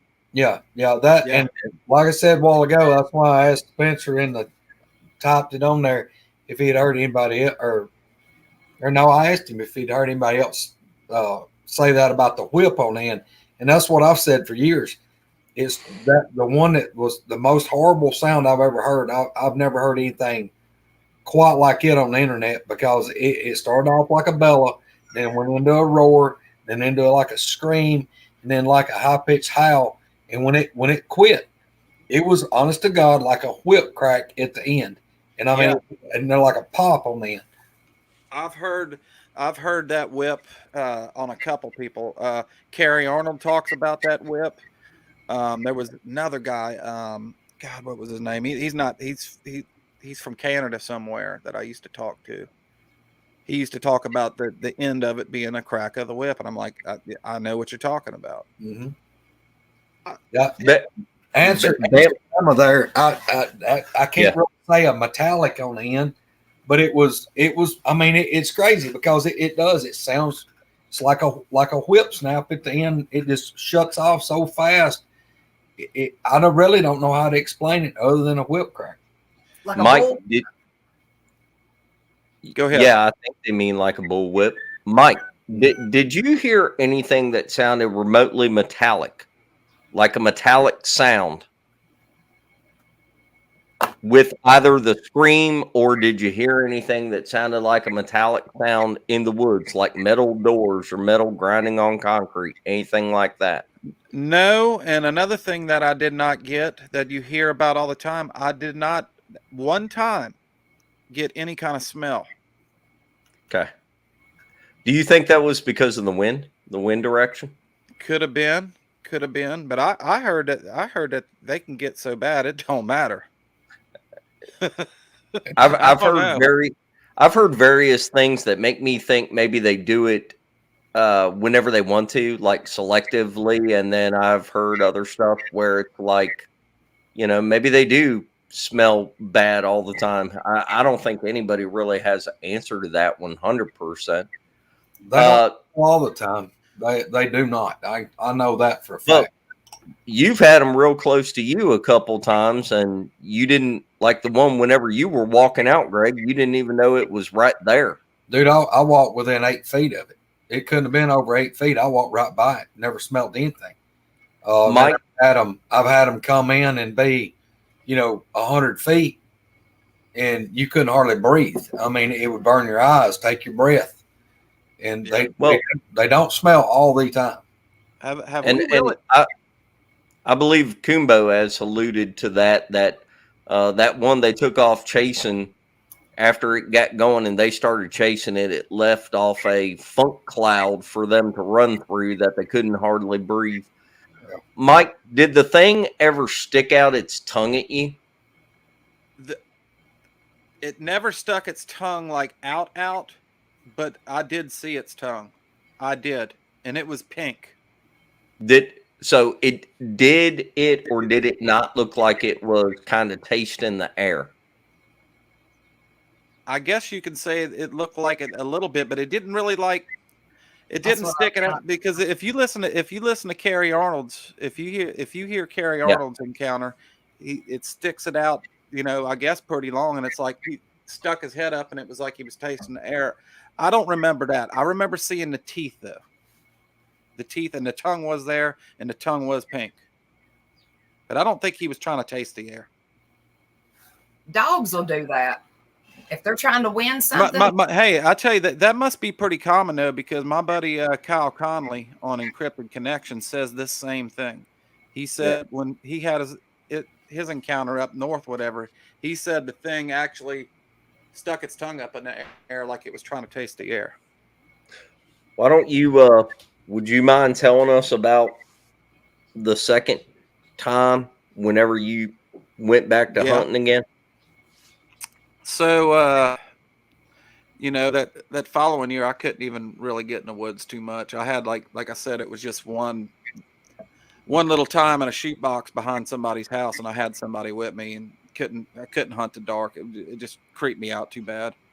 So, that season went on, and then last year came through, and I finally got my wits about myself a little bit, got cocky, and I started putting trail cams out before the season. And I was I never could go back to Leaf River. I just couldn't. I walked it this year, and I had somebody with me, and I still wasn't comfortable. You'll see in the video if you ever watch it. So, I was putting trail cams out, and there was a couple times that, I hunted by myself till dark. Everything was fine. Nothing out the ordinary. And somebody got chickens. Oh, it's me. I'll mute my mic. That'd be Misty. So check this out. Right, me and my little brother used to hunt on the Mississippi River a lot, not Natchez, up a little bit further than that.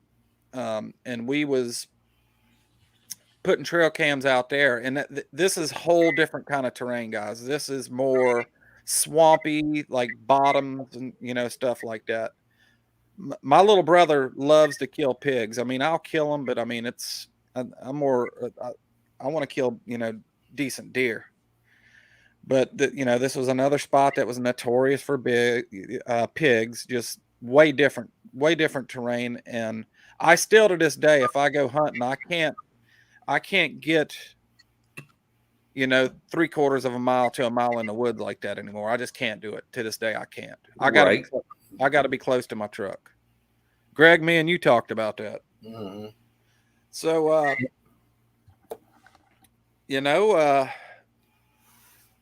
we had different kind of trail cams, where it actually takes a picture and it sends it to your phone. A lot more convenient. You don't have to keep walking and checking your stuff, And we actually had a feeder out there. We put right before the season. We put a feeder out there, and this was actually more.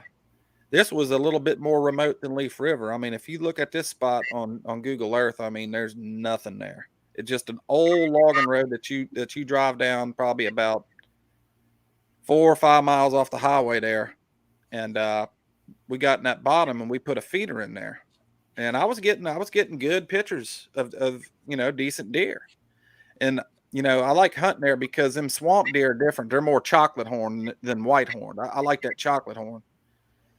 And yeah, man, I hunted a couple times close to the house, and I said, yeah, I'm gonna go out there. I'm getting some, I got some good deer coming in there eating right before dark.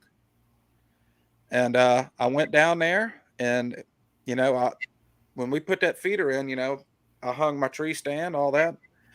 So I went to go hunt this spot one evening, and I drove down there and got up my tree. Same kind of situation, got up kind of high. And then no action again, exactly like it was. No action whatsoever. Not a squirrel in the tree, not a blue jay, not a sparrow, not a hummingbird, nothing. And it got all the way to dark. There was no visual on this.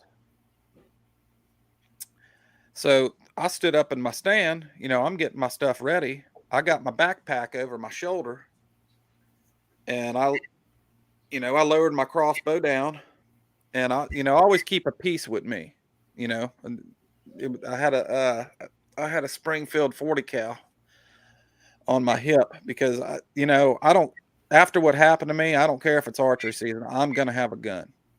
There's just no getting out of that. I mean, even though, maybe this 40 cal couldn't kill a Sasquatch, it's just more of a peace of mind kind of thing.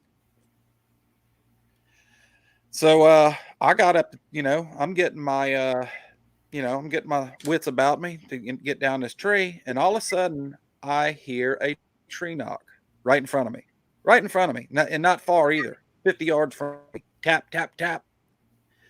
And I get an answer on me. Tap, tap, tap. I'm educated now. I know what that is now.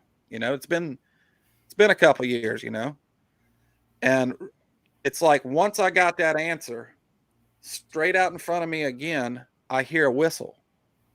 And it sounded a lot like a human whistle, but it was just more sharp, a lot more sharp. And I get an answer directly behind me. And I'm like, oh, no, I'm not doing this again. So I come down the tree. And as soon, I was in a bottom, and as soon as I got all the way down, I put my foot down in that bottom to get out to get out from that stand. It was just, and it's nothing but dead limbs and leaves and pine straw everywhere. There's no way you can be quiet going in there. I don't care if you're tippy-toeing in there. It's loud. As soon as I put my foot down, the woods exploded. I had shit running in front of me, behind me, shit running towards my truck, shit running north. I mean, it was like the woods exploded. And still to this day, I don't know what it was. I don't. I did not see it. It was dark. I was trying to, shine my flashlight everywhere, and it was all like they broke camp, whatever it was. And I'm not that far from my truck. I'm basically walked down this huge steep hill to get down to this bottom. I'm not far. I might be 200 yards from my truck, but I don't even think I was that far. So I start making my way out of this bottom. I untied my crossbow and put it over my shoulder, and I'm walking fast out of that bottom. And as soon as I took the left to make that steep hill, as soon as I made that left, I heard a grunt in front of me, real loud, a grunt, and something starts taking off. And just for the audience, guys, what I did was I did it out of pure fear. What I did was very unresponsible. I would never say it was okay what I did, because it wasn't okay what I did. I emptied my whole magazine at it, the whole thing. I had 3 clips. I threw another clip in my gun. I'm trying to make my way up this hill. It's steep. It's real steep. Going down, I had to like dig my heels to get down. That way I wouldn't roll over. I'm grabbing like small little saplings and, little oak limbs to get myself up this hill. That's how steep it was.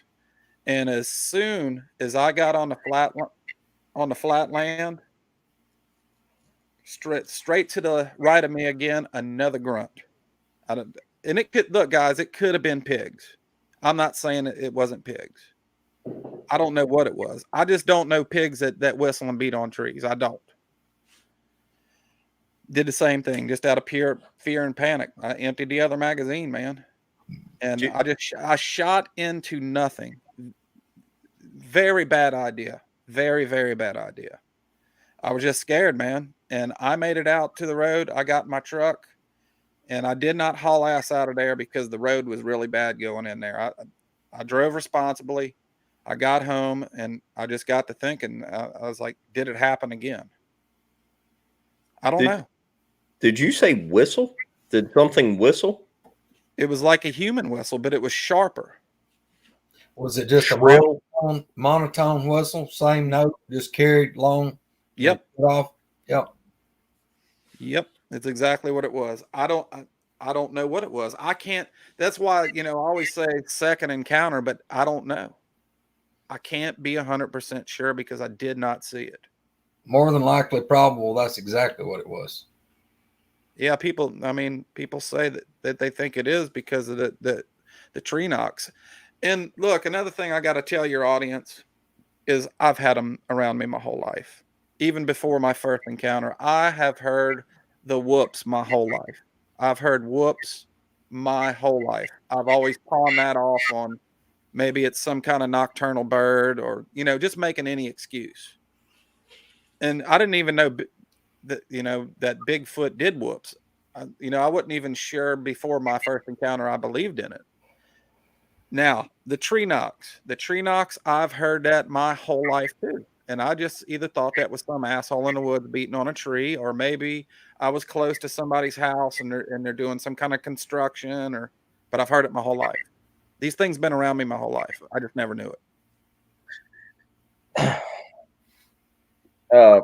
First of all, let me say hi to Duke from World Bigfoot Radio. Hey, Duke, how's it going? And also, Bushcraft Family is in the chat, and Misty and I were actually on his show, and he's got a really cool show everybody should check out, and it's called Bushcraft Family. Mike, so have you ever heard the theory that some people talk about where it's almost like you're marked, like once they know about them? Absolutely. What do you think about that? You went back in the woods again and maybe possibly had something else happen. You think there's anything to that? I just want to say hello to Duke Sullivan too. He is going to be, I told him my encounter last week, and he's going to be premiering at tonight at 8 p.m. Central. Actually, I brought that up to Duke, and he confirmed that with me. That once you've had a face-to-face encounter with one of these things, you're probably marked. And it wasn't just Duke. I've heard that from other people. So I don't know. Duke's a good guy. Duke's a real good guy. Do you let me ask you just a out there question. Do you think they're supernatural? Do you think they have supernatural abilities? Do you think they're alien? Do you think flesh and blood? Do you have any input on the whole supernatural woo aspect of everything? What do you think? I think what my encounter, the only woo part of it, I would say, would have to be the explanation of how did he get to me from 150 yards to 30 yards in a matter of 3 or 4 seconds. Do you think it was missing time? I don't know. Do you think it was missing time like some people talk about? I mean, what you thought was 3 or 4 seconds, maybe it was longer than that? Could have been, but I don't know, man. It's that's the $1 million question, isn't it?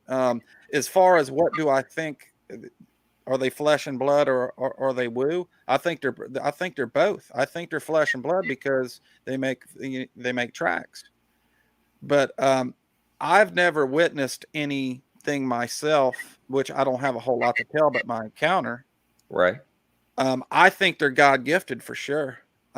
Just because of how fast they can move and stuff. So if they're interdimensional or if they can cloak, it would not surprise me one bit. Man, I got to tell you, of all the people I've met in this field and all the stuff I've seen, which I haven't seen anything compared to you or like Greg or whatnot. But even me, I've started to get to a point where I have questions. I mean, I have questions. A lot of this stuff gets weirder and weirder and weirder as you go along. I mean, it's just, I don't think there's, in my personal opinion, and not trying to make this about me, but I don't think there's one simple, straightforward answer to a lot of this stuff. I think it's beyond a lot of our comprehension how they do what they do. Greg, you've been doing it for 20 years what kind of crazy stuff have you seen? Well, the ones I've laid eyes on, they move like nothing's supposed to move.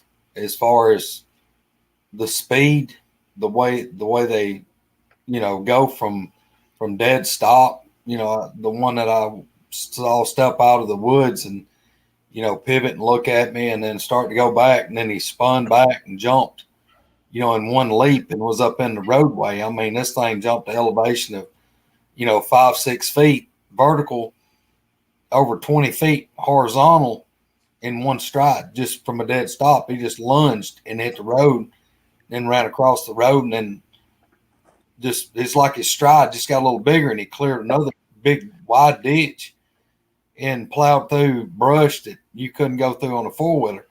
And he done it all like you were watching. Everything else is in normal time, but it's like you've hit fast forward on it. I mean, there's nothing that big that should be able to move that fast, period. Right. No way. And, the one that I saw jump up and run up the hillside, I mean, it ran up a 35, 40 degree angle up that hill away from me. And, I watched it go 125, 150 yards, I guess, up that hill away. A professional motocross rider couldn't have went up that mountain.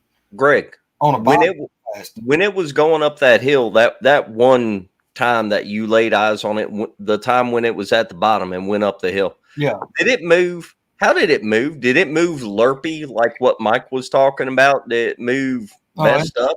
No, it went up that hill like it went up that hill kind of like what everybody talks about, like a snow skier, except, I was seeing it going around the timber, it was zigzagging going up. And the ones I've seen, it's like, and that's what's so creepy looking. It's like from the waist down, they're moving. And, I saw the arm swing but it's like the upper torso is just smooth. It's just gliding across. It's not, like a person, it's bobbing up and down. No, it's like the upper torso is just like it's floating across. And that's Did you say? weird. Did you just say it moves zigzag? Well, the one that I saw going up the hill away from me was having to go. It was in big timber, and it was going up the hill, going around trees. Oh, okay. That's what I'm saying. It couldn't just run through the trees. It was, going around the trees. Look, you've given a handful of interviews. You never said that part before, or I'd have caught it about it going zigzag. What are you doing, House? You're leaving out. Running back and forth across the hill. I'm talking You're about leaving out vital information, Greg. God. I just left something out too. What? And when he was walking to me, he was talking too. He was doing that same thing. Yep. Well, he was mumbling. Let me ask you this. Yeah. He was doing that. Did any part of that him grumbling and mumbling or talking? And because, like I said, I've heard them talk, communicate back and forth. I mean, I heard those two, and it would be like somebody that can't see us, but they're hearing my voice and your voice, and then my voice and your voice, or mine and Spencer's, and then mine and Spencer's. I heard the two voices. And it had I tell everybody, it sounded like mad Chinese, mad Russian folks, and almost like a Native American dialect to it. Or was yours more of just a Tasmanian devil type deal? More Tasmanian devil, but you know what? The first time I've ever heard the Sierra sounds, there's different bits and pieces of that, but there was some bits of that Sierra sound that sounded like that a little. I mean, it wasn't exactly like that, but it was like it almost sounded like they had a double set, like he had a double set of vocal cords when he was doing that. The two that I heard, it was crazy. And I always tell everybody I try to mimic it, but I do a horrible job. I mean, I can hear it in my head. It's just I can't get it out my mouth. But they would repeat the same syllable, and it was choppy. But it would be like one would go, oi, oh yeah, oh, and then the other one would come in like, oh yeah, oh, and it was back and forth and back and forth and back and forth. And I listened to those for well over 5 minutes, and I knew right then I had to get my fat ass back out of the woods. You was talking about how they zigzag or whatever, and I've never seen one, but I'm going to tell you, anytime that we've found a trackway, that's exactly the way it is. And I've said it before, they almost pattern like a bear will. If you've ever tried to track a bear, how they'll go in some of the roughest spots ever, but they almost walk like sideways, going up and down, and zigzag, like you said, just kind of in and out, and crazy. We just now found out they zigzag because Greg House holds back information, apparently. I'm not talking about like going 50 yards and 50 back. All right, yeah. Come on now. I mean, I'm looking for tracks in a straight line, and Greg's like, no, dumbasses. They go this way, this way, this way. You could have told me that a year or so ago. Well, vital information. I had to vet you before I couldn't give you the whole information until I got you vetted good. If you listen to the Sierra sounds on like some good headphones or something, you can even hear like some broken English in there. I could have sworn one time one was saying, "What the fuck? What the fuck?" It sounded like that. You've been hanging with us. on the Sierra sounds, just so everybody knows, a guy named Scott Nelson who worked for Navy, I think. Linda Eastburn, who is another Bigfoot channel that everybody should check out. The very first YouTube video I saw from her is a 2-part thing on Scott Nelson. And but he looked at the Sierra sounds, and there are a couple YouTube videos of him breaking down the Sierra sounds and talking about the different phonemes that are in the language and the speech patterns and everything. And he slows it down. And when you slow it down, it does become a lot more articulate. You still can't understand it, or at least I can't. I mean, it's if it's a language, it's a foreign language of some kind. But Scott Nelson, if you look him up on YouTube, you'll see some breakdowns of the Sierra sounds. And if you look up Linda Eastburn, in fact, Bama did an episode on Linda Eastburn's YouTube channel and everything. Debbie Jones was in the chat earlier, and I'm trying to get Linda Eastburn to look into Debbie Jones because she has some amazing audio, especially the part where I've seen the audio firsthand from Debbie Jones, and it sounds like it says, "Hey, deadbeat." Yeah. And it's freaky. Point being, I don't think anybody knows what these things are capable of doing language-wise, and I don't think anybody really knows exactly what they're saying or what kind of language it is and everything like that. But there are some people out there that are, significantly more educated than me that are trying to break this stuff down. And Scott Nelson goes into some pretty good in-depth explanations for the samurai chatter or the jibber jabber, whatever. I'm still very, very young at this. I mean, this happened to me 2020, guys. I mean, it's been almost 3 years. I mean, before my encounter, I the only thing that I believed in, I think, before my encounter, I believed in like ghosts and spirits and stuff like that because that's a different story. That's your specialty. Yeah, sorry, I was trying to go out of chat, but yeah, we can talk about that. Tell me anything you want to. And Dogman, even though Spencer don't like it. No, we ain't got to talk about that. So now that we got the whole crew here, me and Spencer, we was talking about possibly going up to LBL, huh? Yeah. Well, that brings up a couple things. First of all, most of like the Beast group and everything ends up going to LBL at least once or twice a year. I will say that Mike gave out his location. And for anybody listening, if you're thinking about going to the Leaf River management area, take it with a grain of salt. But, in my opinion, these things aren't Harry and the Hendersons. And, getting a location on actual thing, you probably ought to be prepared whenever you go in there, even if you're just joking around looking for them or whatnot, because you don't know what could happen. But on the LBL thing, the Beast people go up there, quite a bit. Larry and Mark, Bama too, Rodney Beasley, quite a few people that I can name have extensive experience at LBL. I've been there a bit. I don't know how many times now, and I love LBL. And at LBL, I found tracks. We've gotten some awesome recordings. We've seen possible stick manipulation.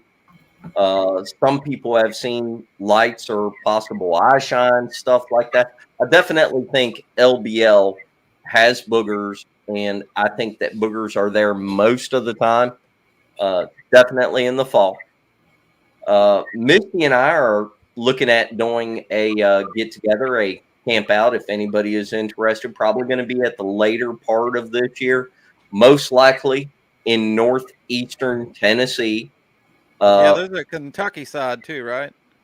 Do what? There's a Kentucky side to LBL, right? Yeah, there's a Tennessee and a Kentucky side to it. If you listen to some people, they're like the dog man thing is more in the Kentucky area and the Bigfoot thing is more in the Tennessee southern part of it. I don't know that I put any credence into all that. Of course, obviously, LBL is known for the Beast of LBL, but LBL has been known for boogers for a long time, way before the Beast of LBL stories and everything like that. But realistically, I mean, just like in Alabama, where Greg is, Mark Green's down there, Kumbo's down there. There's a handful of people down there, Jonathan Odom or whatnot. And, certain areas, for whatever reason, just seem to have a larger population of these things, or maybe it's that they're more vocal.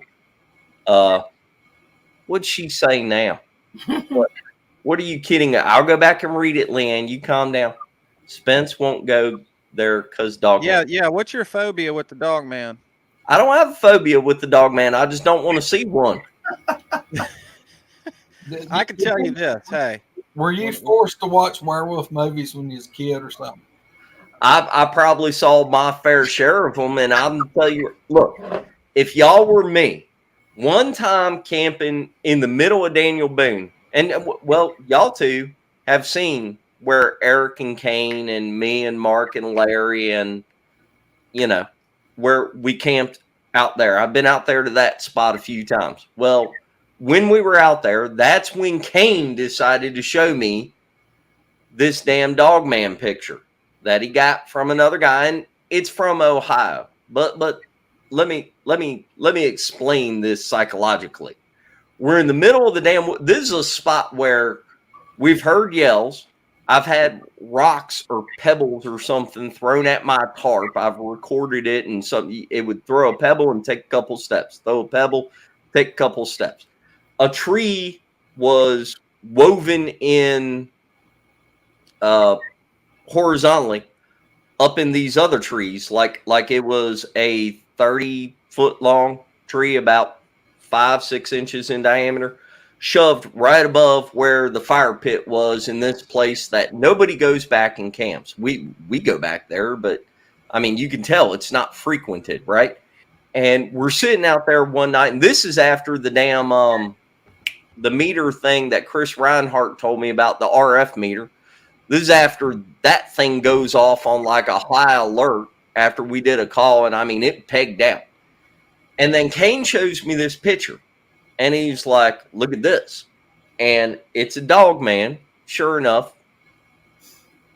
And it's a dog man, sure enough. And looking at it, my first thought is that has got to be from like a TV show or a movie or something. Because it's so real looking. It's not somebody in a costume. And like maybe Hollywood makeup level kind of stuff, but it's real. And anyway, Kane's like, we already looked it up and we tried debunking it and didn't find anything. Jennifer, I'm gonna have to get you back on the show, babe. She's got a lot of stuff. Spencer, we got to talk to her. Okay. Well, hey, we need to talk to everybody. If y'all have something, she's a little camera shy. And Roger, we're going to get Roger. That's okay. We can do it without the camera. We can do it pre-recorded. It doesn't have to be a live thing. But if you got something to say on the subject. And anyway, long story short, I come home and I looked up this picture, and I'm pretty good at finding like the reverse images and tracking down pictures and stuff like that. I couldn't find it. And this guy's got other stuff. He's got tracks and all kinds of stuff. And then I talked to other people in the Bigfoot world that are telling me seriously, off camera and everything, the stuff that they've seen and experienced. And I've come to believe that, hey, Dogman is probably a real thing. And I don't want to see one of the damn things. And that's just all there is to it. Did y'all see the video Jeff Townsend and Donnie Miller took? That depends on what video, Ray. You got to be more clear, baby. Anyway, Mike, you still there? I'm still here. I just was looking at my phone. I didn't want to really show that. No, that's okay. Hey, you got any final things you want to add or touch on or anything? Yeah, like I said, I'm not no expert, or I don't claim to be. I'm just a guy that had an experience. That's it. You got people like Greg that's been doing this for a long time. You got Duke Sullivan in the chat. He's been at it for a long time too. Great guy, both of them guys. The only reason I do this is just awareness. I would say my channel so far is only for people that had like experiences and stuff like that, and they want to get it off their shoulder. I'm not a researcher. I mean, I might try it out, later on in life or whatever. And I don't claim to know. I'm very humble to people like Greg and people like you and people like Duke in the chat. I'm just getting started, and I just, my channel is basically just people getting it off their chest. That's it. Well, I mean, hey, it helps everybody in the field. The more that people talk, you're giving people an outlet for them to talk about what happened to them, and you're exposing them to other people so that everyone else can hear what happened to them. And I think knowledge is key on this kind of stuff. We need to just keep chugging along, and everybody put their opinions and thoughts out there. Where do you think they go? Do you think they live in cave systems? Do you think they're just in the deepest part of the woods they can get in? Or what do you think? You think they cloak? What's your opinion on it? Who are you talking to? Well, our guest, obviously not you, because nobody cares what you think.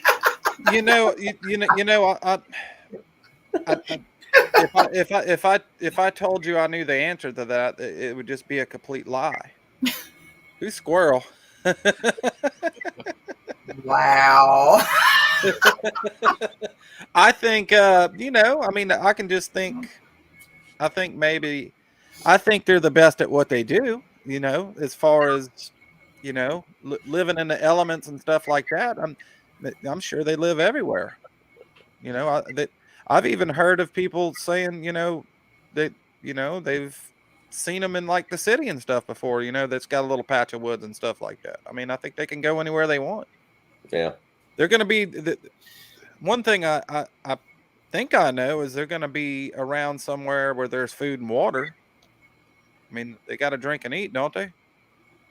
You would think.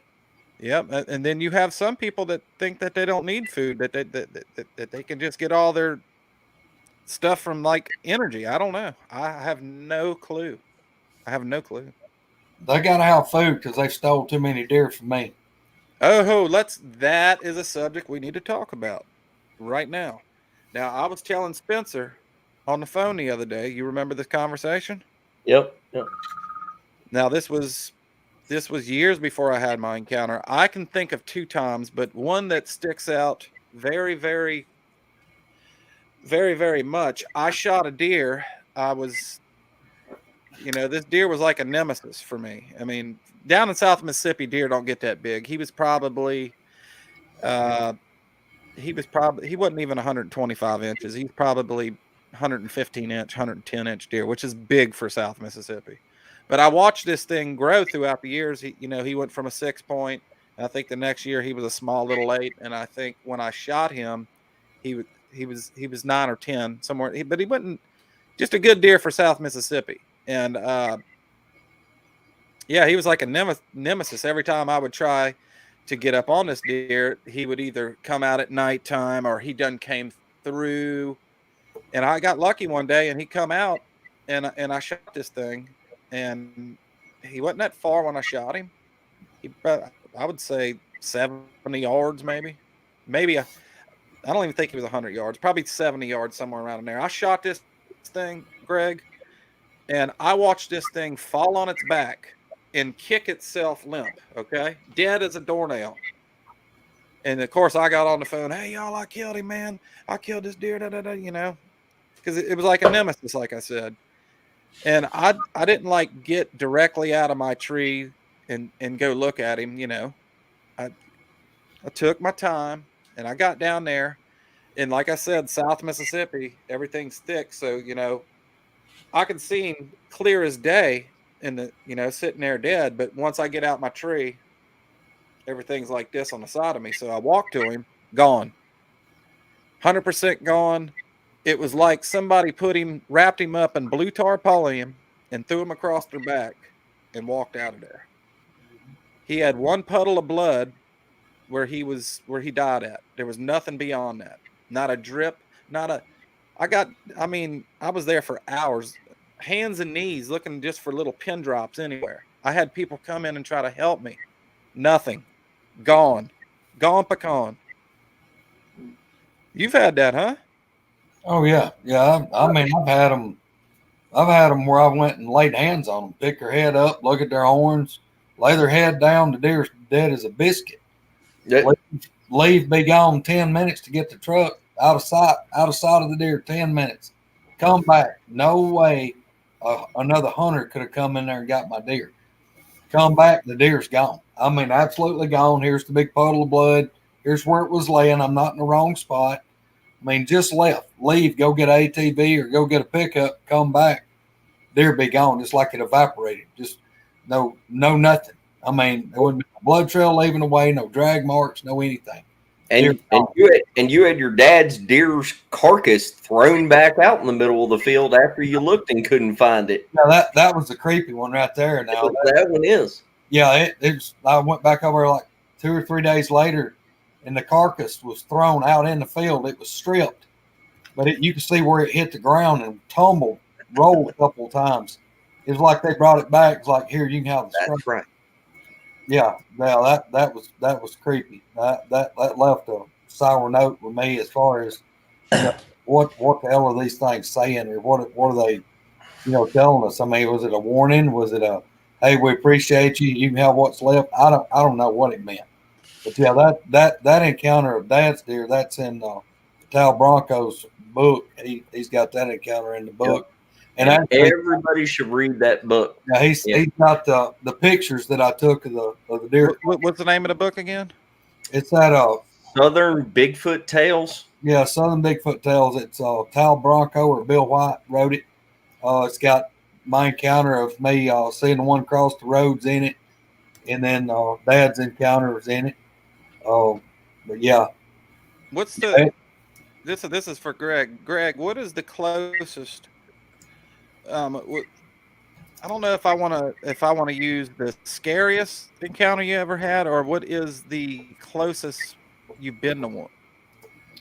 Well, the closest I've been to one that I saw was about 100 yards. Now, thank the Lord I was in a pickup. That's the last one I saw. I come over a hill and it was in the road crossing. I mean, there wasn't really anything scary about that. The two of the encounters wasn't. The ones that I've seen have not been my scary encounters. It's the ones that I couldn't see.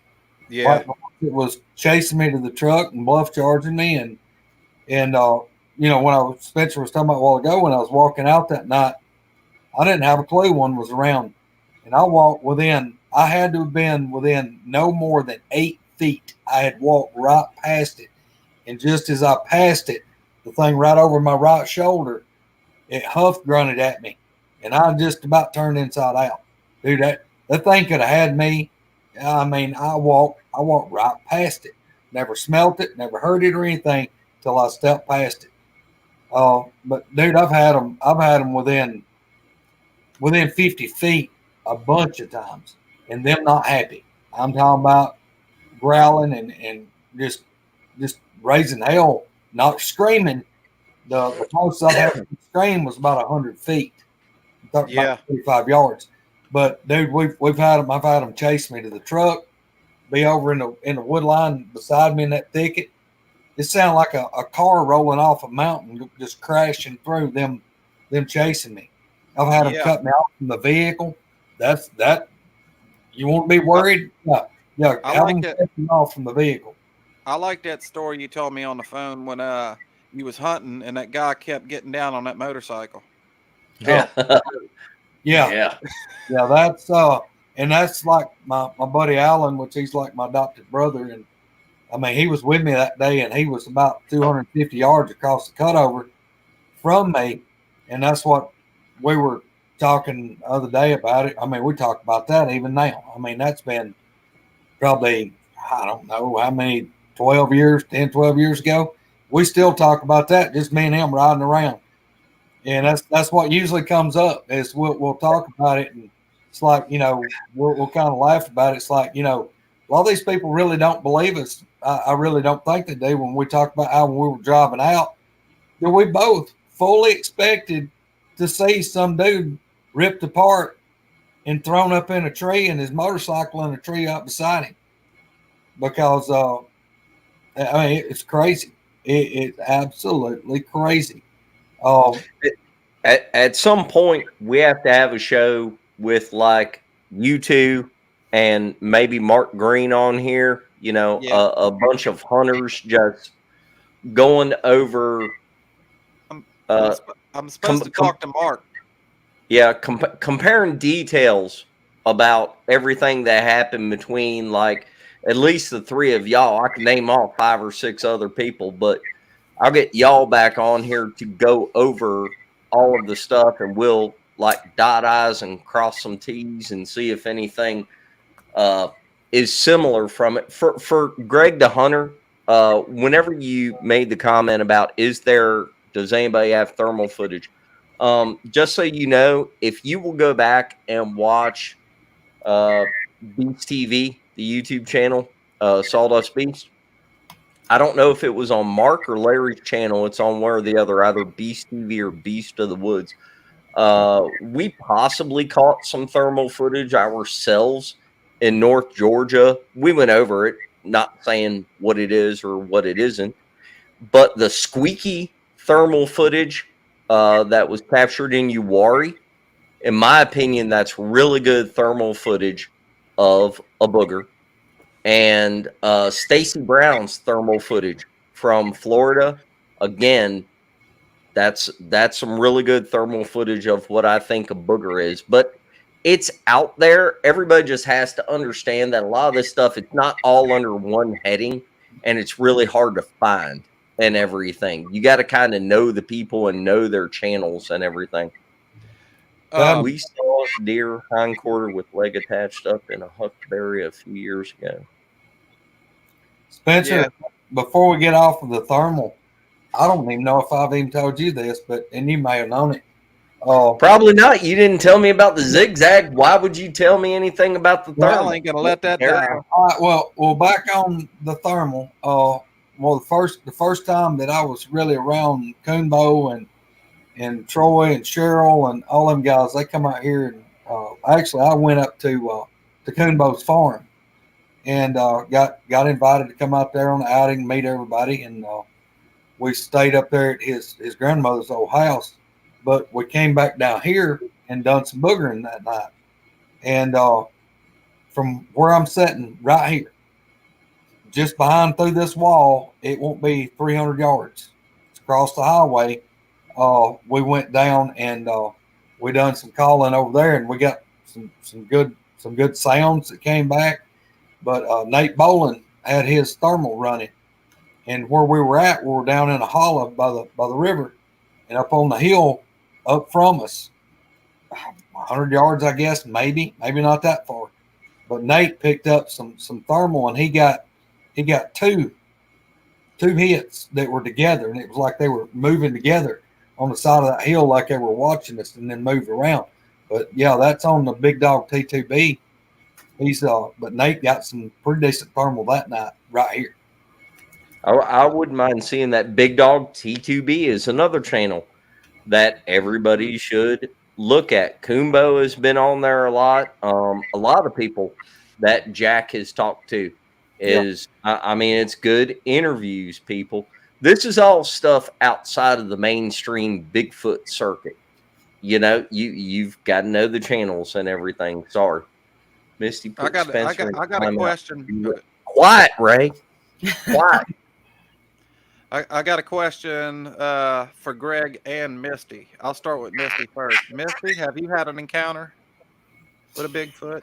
I've never seen one. No. Now I've heard stuff I can't explain, and our group has been out and we've got surrounded by stuff that's came in literally within the seconds. But as far as seeing one, no. The closest I think I've ever got to actually something like that is the last trip that we went on to Daniel Boone. I had something come up behind my tent, and it was really, really scary.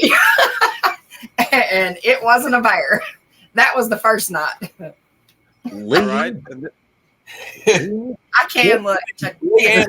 Roll today. Why are y'all so mean to Misty? Say so. No, they. Yeah. No, Hi, Spencer. I know they're picking on you.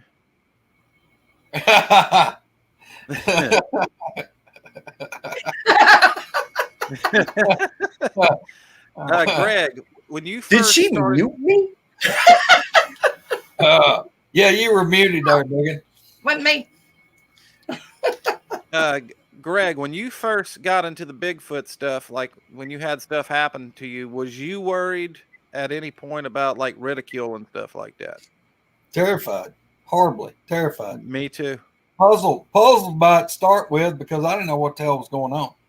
And I keep telling people I got involuntarily drug off into this bullshit because I was minding my own business, doing what I'd always done, which was try to kill deer. And the damn things came, found us. We didn't go looking for them, and it took me a very long time to figure out what. I mean, we were puzzled. We thought it was just asshole hunters, trying to mess our hunts up. And then I put it together, things that didn't make sense, and we couldn't explain it. And then I started, trying to put two and two together. And then right here where I'm sitting, right up the hill, what really kind of threw me off into, okay, this is a possibility, was that there was the guy that we went to church with. He saw one cross the highway, and then he told a couple of people, and then they told a couple of people, and then there was some people that I knew that hunted or knew that I hunted here, and they brought it up to me, and then it started like the Southeastern Kentucky happened together, and that it just kind of spiraled downhill from there. And even though, man, I'd been putting up with these things for about 9 years, and we'd had some horrible things happen, but I could not lay eyes on one myself. I mean, I'd had, dozens and dozens of encounters, but I could not 100% go, that's what's going on, till I finally saw one. And now they come say hi to Greg. Yeah. Yeah. They do. I'm going to try to do some investigating maybe this coming week and I'm not going to even dive really off into that till I get right. Yeah, we won't get into it now, but how else do you explain it? Well, I don't know, but man, I want Mark Green on here with me, and we'll kind of tell everybody about the weirdness that we encountered last weekend. Mark Green come up and hung out with me, him and his boy Jonathan. We had a great time, and I never expected what was going to happen last weekend. That's why a lot of people don't come out, though, is because they're afraid of the ridicule. But here lately, a lot more people has been trying to tell their stories, and it's not as uncommon, for people to come out. You still get ridicule, you still get trolls, but that's going to happen in anything that you do or anything that you talk about that people's jealous over or doesn't want to hear about. So yeah, we'll just take you completely out here in a little while. Saying that you're a window licker, Spencer. Hey, Spence. Can you highlight that question from David Hughes? That's what I was fixing to say. Yes, I was going to. That's what I was going for until Jennifer Appleston said to hide the crayons. I got distracted. Yeah. Anyway, for me, I like I said in the beginning, I didn't know if I believed or not. I didn't think it can happen down here in Mississippi, but then again, it just wasn't on my radar. If that was a problem, that was something out in the Northwest. Thank you, Dad. My part with that is, I grew up. I don't like a whole lot being 50, and when I was a kid, you had the legend Boggy Creek came out, and I saw that as a kid, and my part of that is, I thought that this is a problem out west. There's nothing here. And my dad was dragging me through the woods deer hunting at 3 and 4 years old. No joke. I mean, here we done a lot of dog hunting, and I was 3 years old riding in the truck seat. And then when we would stalk hunt, we was in box blinds or, even in ladder stands. I was a little bitty boy. I mean, sitting in a ladder stand with my dad. I've never seen anything like that. Nothing we couldn't explain, nothing out of the way. And, I was the guy that I've spent my whole life in the woods. And, I was a firm believer that there was nothing, especially here in North Alabama, that I had to be scared of. That there was nothing like that. I just, it was just, that was really one of the furthest things in my mind. Yeah, no doubt about it. Hey guys, give me just 1 second. I'm gonna be right back. I got to run a little boys' room real quick. All right. We have that effect on people there, Psycho Billy. We're all a little weird. Yeah. Get worse as we get older. Happen around us, don't they? They just need to be proud they don't hear our live chats. What we just And I know, right? For real. And Misty and I are going to be down with Greg here in just a couple weeks. Probably Mark Green too is threatening to stop in for a night or so. Don't know who else will show up. Possibly Larry and Mark. Don't know. We're going to do the comedy show I was talking about. That'll be. If he don't bring that new guitar and do some picking and grinning right here, I'm gonna be upset. All right. What did Duke say? Hold on, Debbie. Doing good. Got back from a couple days ago in the field. Oh, good. All right. I love when Misty is the only one who laughs. Oh, I know. You can't stop her from laughing. That's a damn problem. Mid conversation, she belts out. Your stupid face. The reason why we call her Squirrel, she'll go from one thing to the other, and like everybody's talking about one thing, and Misty's over here. She's like 3 conversations removed. That's because I've got like 2 other people in my head talking at the same time, trying to tell me shit, and I can't keep up with all of it. Yeah, multiple personality disorder or schizophrenia. That's what you got. And if y'all could see us talk, crazy, I understand her. If y'all could see us talk behind the scenes or like in the group chats or text messages and everything, you would understand. Misty is fucking nuts. Anyway, damn man. Well, she is. Hey, I need y'all's opinion on something real quick. Yeah, man. So Roger, that's in the chat, his sister made me a sticker, and I was thinking about going with this for my show. Just what y'all think about that? Hold on, let me back it up a little bit. I don't know if you can see it. It's in the plastic. Tilt it forward. The light will. There you go. Right there. Yeah, I like that. That's pretty good. It's good. Hold on, the damn little alcohol pack's in the way. There we go. Yeah, that's pretty good. Yeah, his sister did that for me. I thought that was kind of neat. That's awesome. Hey, maybe they won't give you the heck like everybody gave me about my ink on my arm. What's so bad? I mean, I've got a big Bigfoot, a pretty good sized Bigfoot tattooed on my arm. And most everybody looks at it and goes, "Why don't it have any genitalia?" And I'm like, "Look, I didn't put that on my Nope. Let's see what it looks like, Greg. I'm gonna break your fingers when I see you. What's up, Mike? What? Let me see your ink, Greg. I don't know if you can see it. Maybe. Hold on. Well, I got. Crap! I can't get this one there. Let me show you this one. Wrong way. Yeah. Oh, that's badass. Yeah. You got some money on your arm, that's for sure. Bill, look, for those of you in chat, Billy, Leanne, Ray, I'll ban all your asses. No. I'll bring yins back. She probably would. Before I forget it, somebody asked a while ago where I was at. I'm in North Alabama. I'm about ways between Birmingham and Huntsville. Are you And familiar? Mike's in southern Mississippi, not in Texas. Greg, are you familiar with Marshall County, Tennessee? A little bit. That's where Roger's at. Damn it. Okay. I can't hit this thing. He's the one that asked you. Flat Rock. Look, Flat Rock, my man. Yeah, There we show. I watched his show before. There's 3 of us on Team Spence now. Wow. Sure, you have the other 600 and some people, but there's 3 of us on Team Spence. My husband being one of them. And that counts more. He like gets 100-person vote. But anyway, Anybody that missed it the other day, y'all go back and watch the show that that Spencer and Misty done with Flat Rock. He done a fabulous job. That was a great show. I And we got agree. to get him back on here. We Yep. do. There's a bunch of people we got to get on here.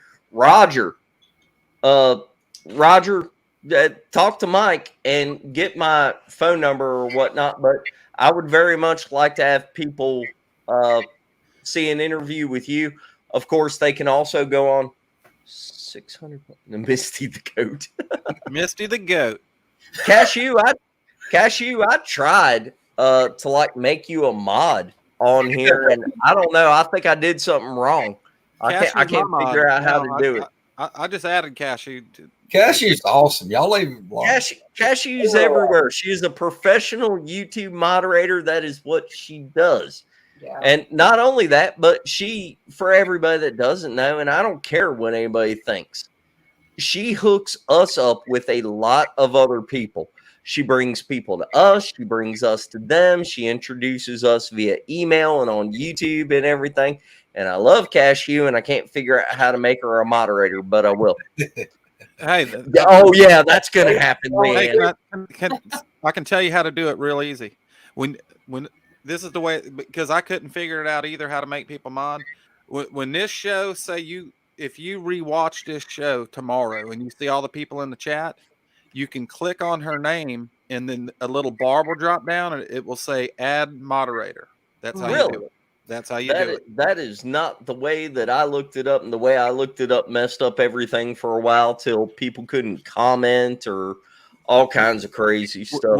When you're done doing a show, it will not show the repeat of the live chat till like 12 hours later.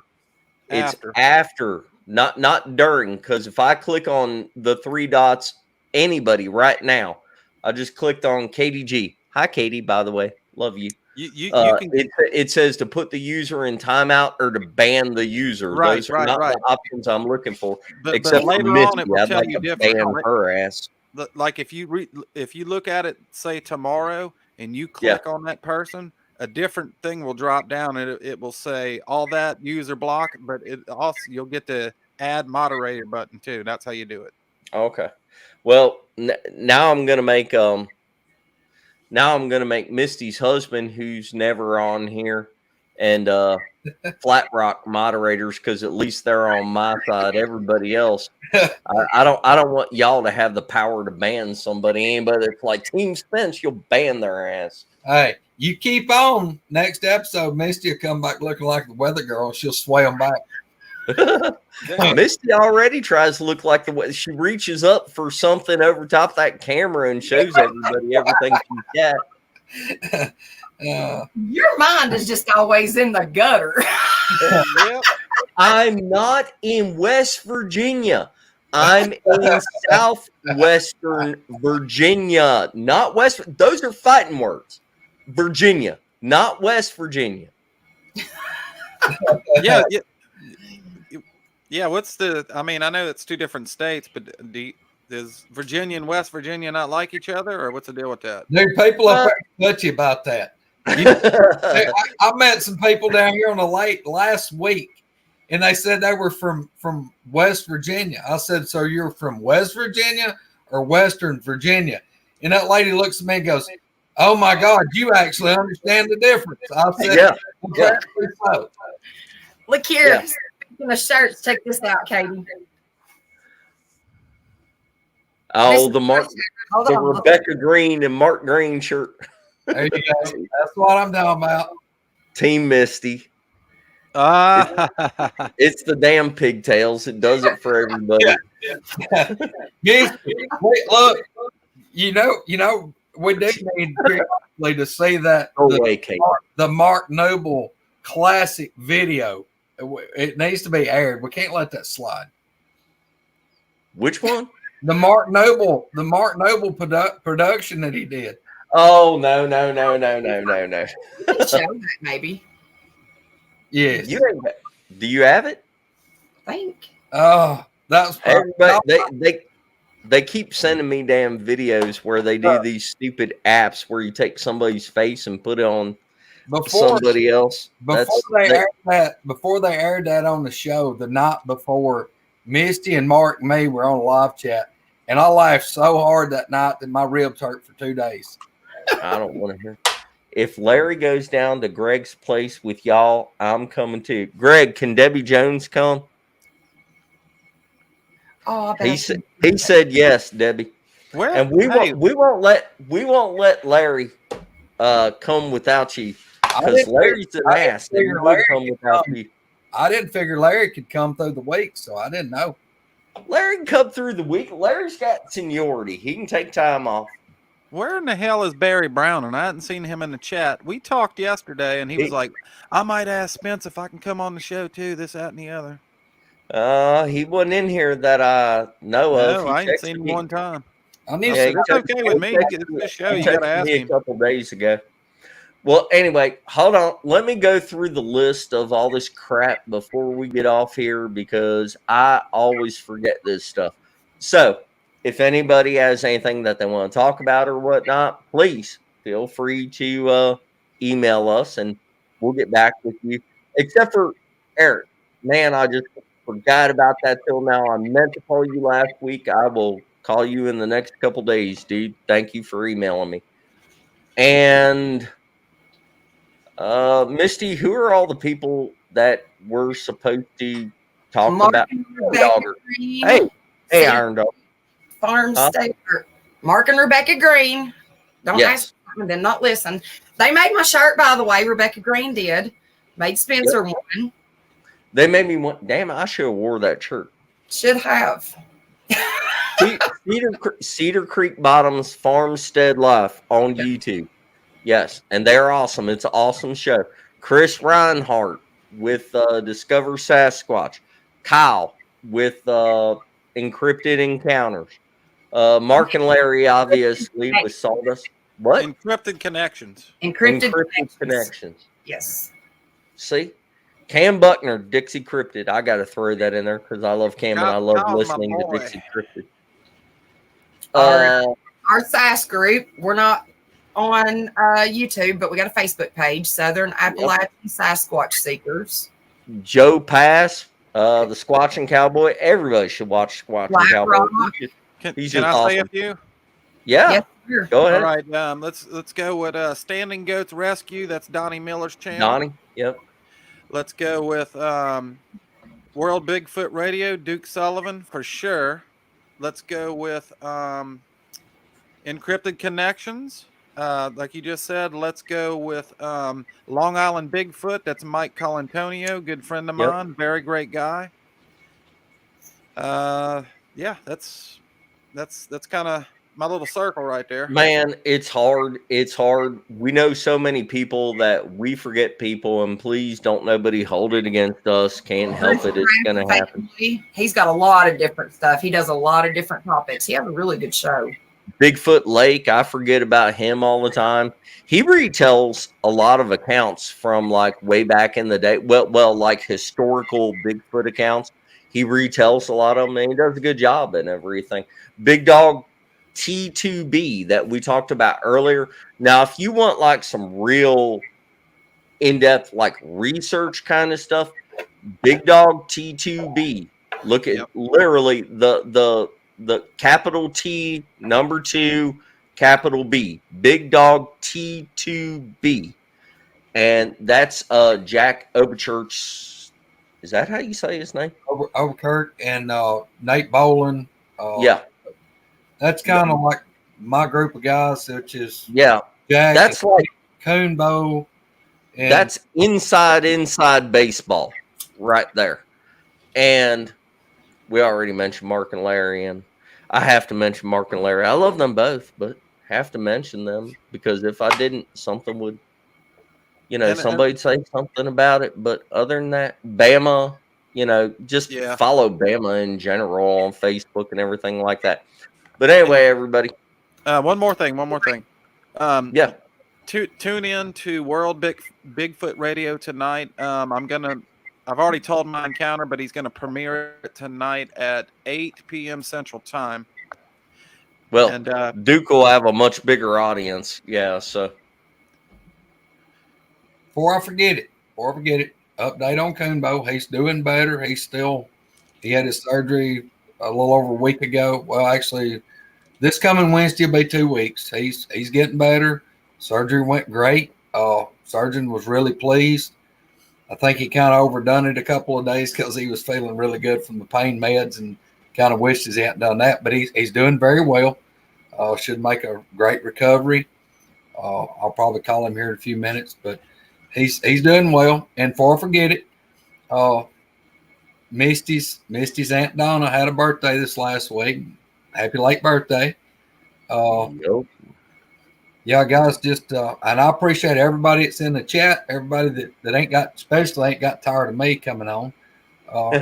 And I thank Misty and Spencer both for not getting tired of me busting up their party. So and Greg is like our official backstage co-host. Like if anything happens, I'm like, let me call Greg.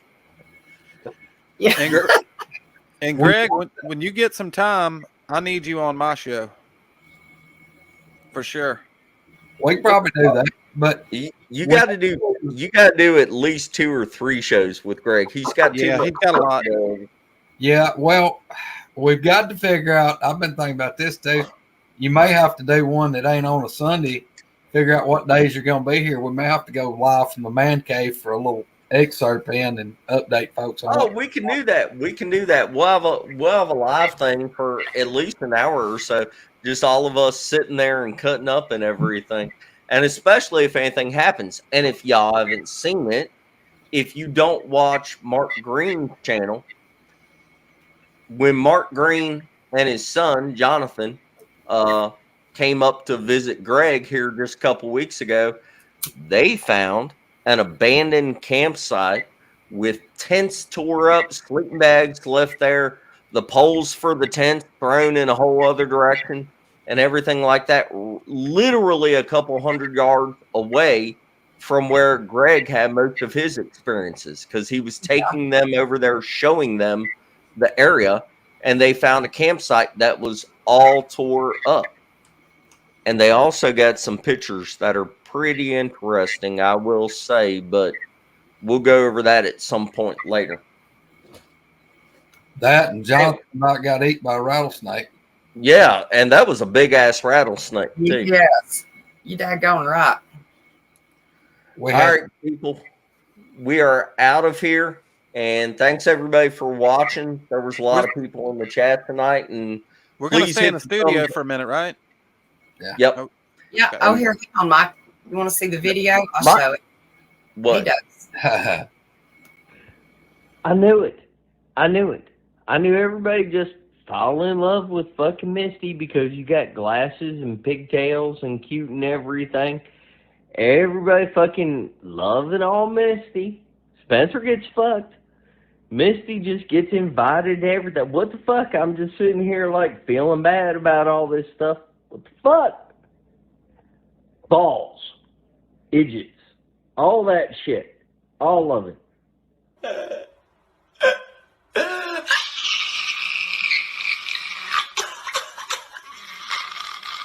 Shut the fuck up.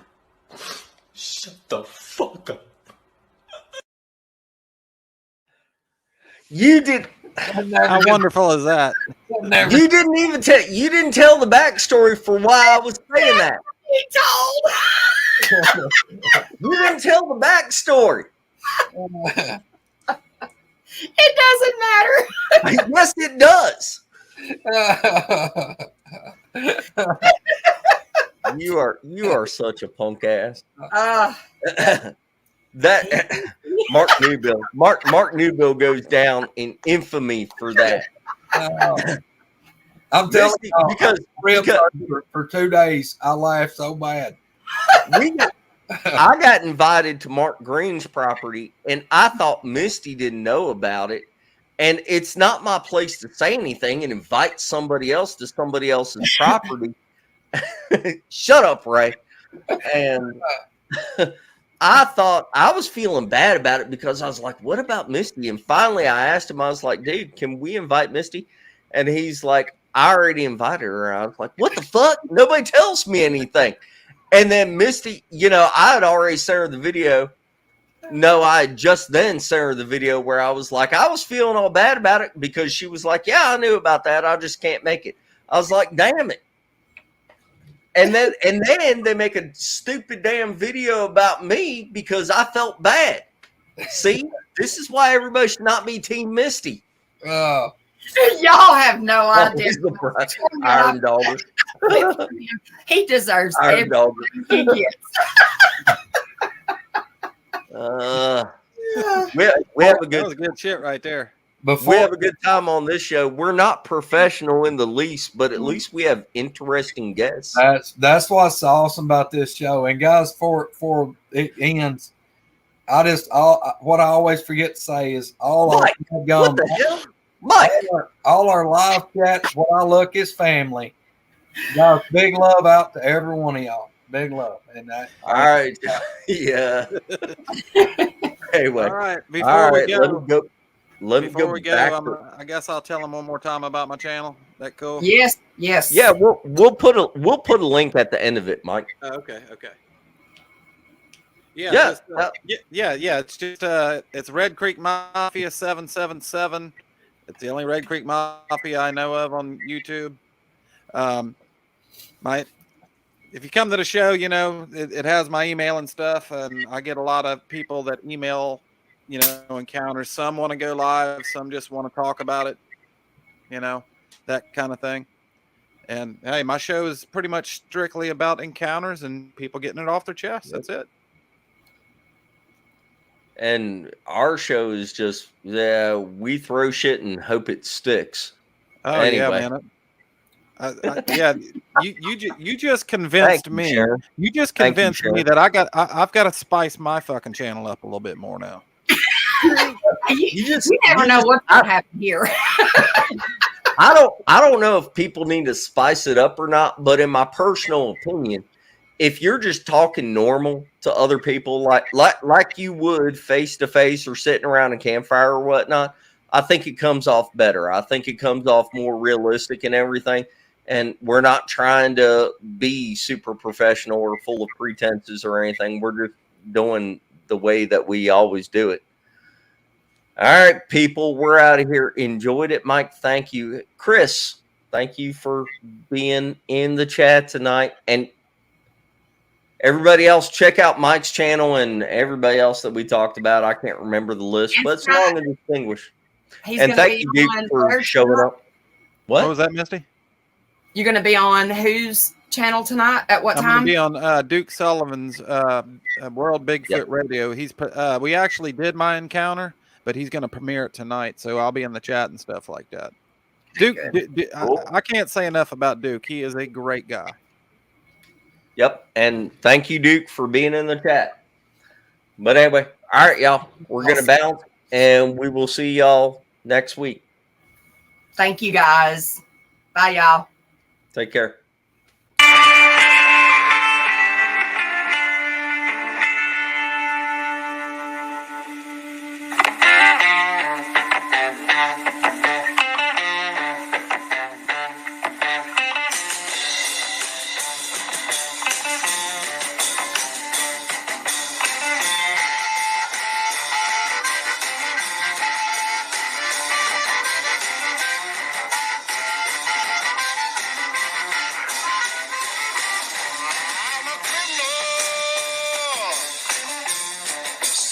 Swipe and steal.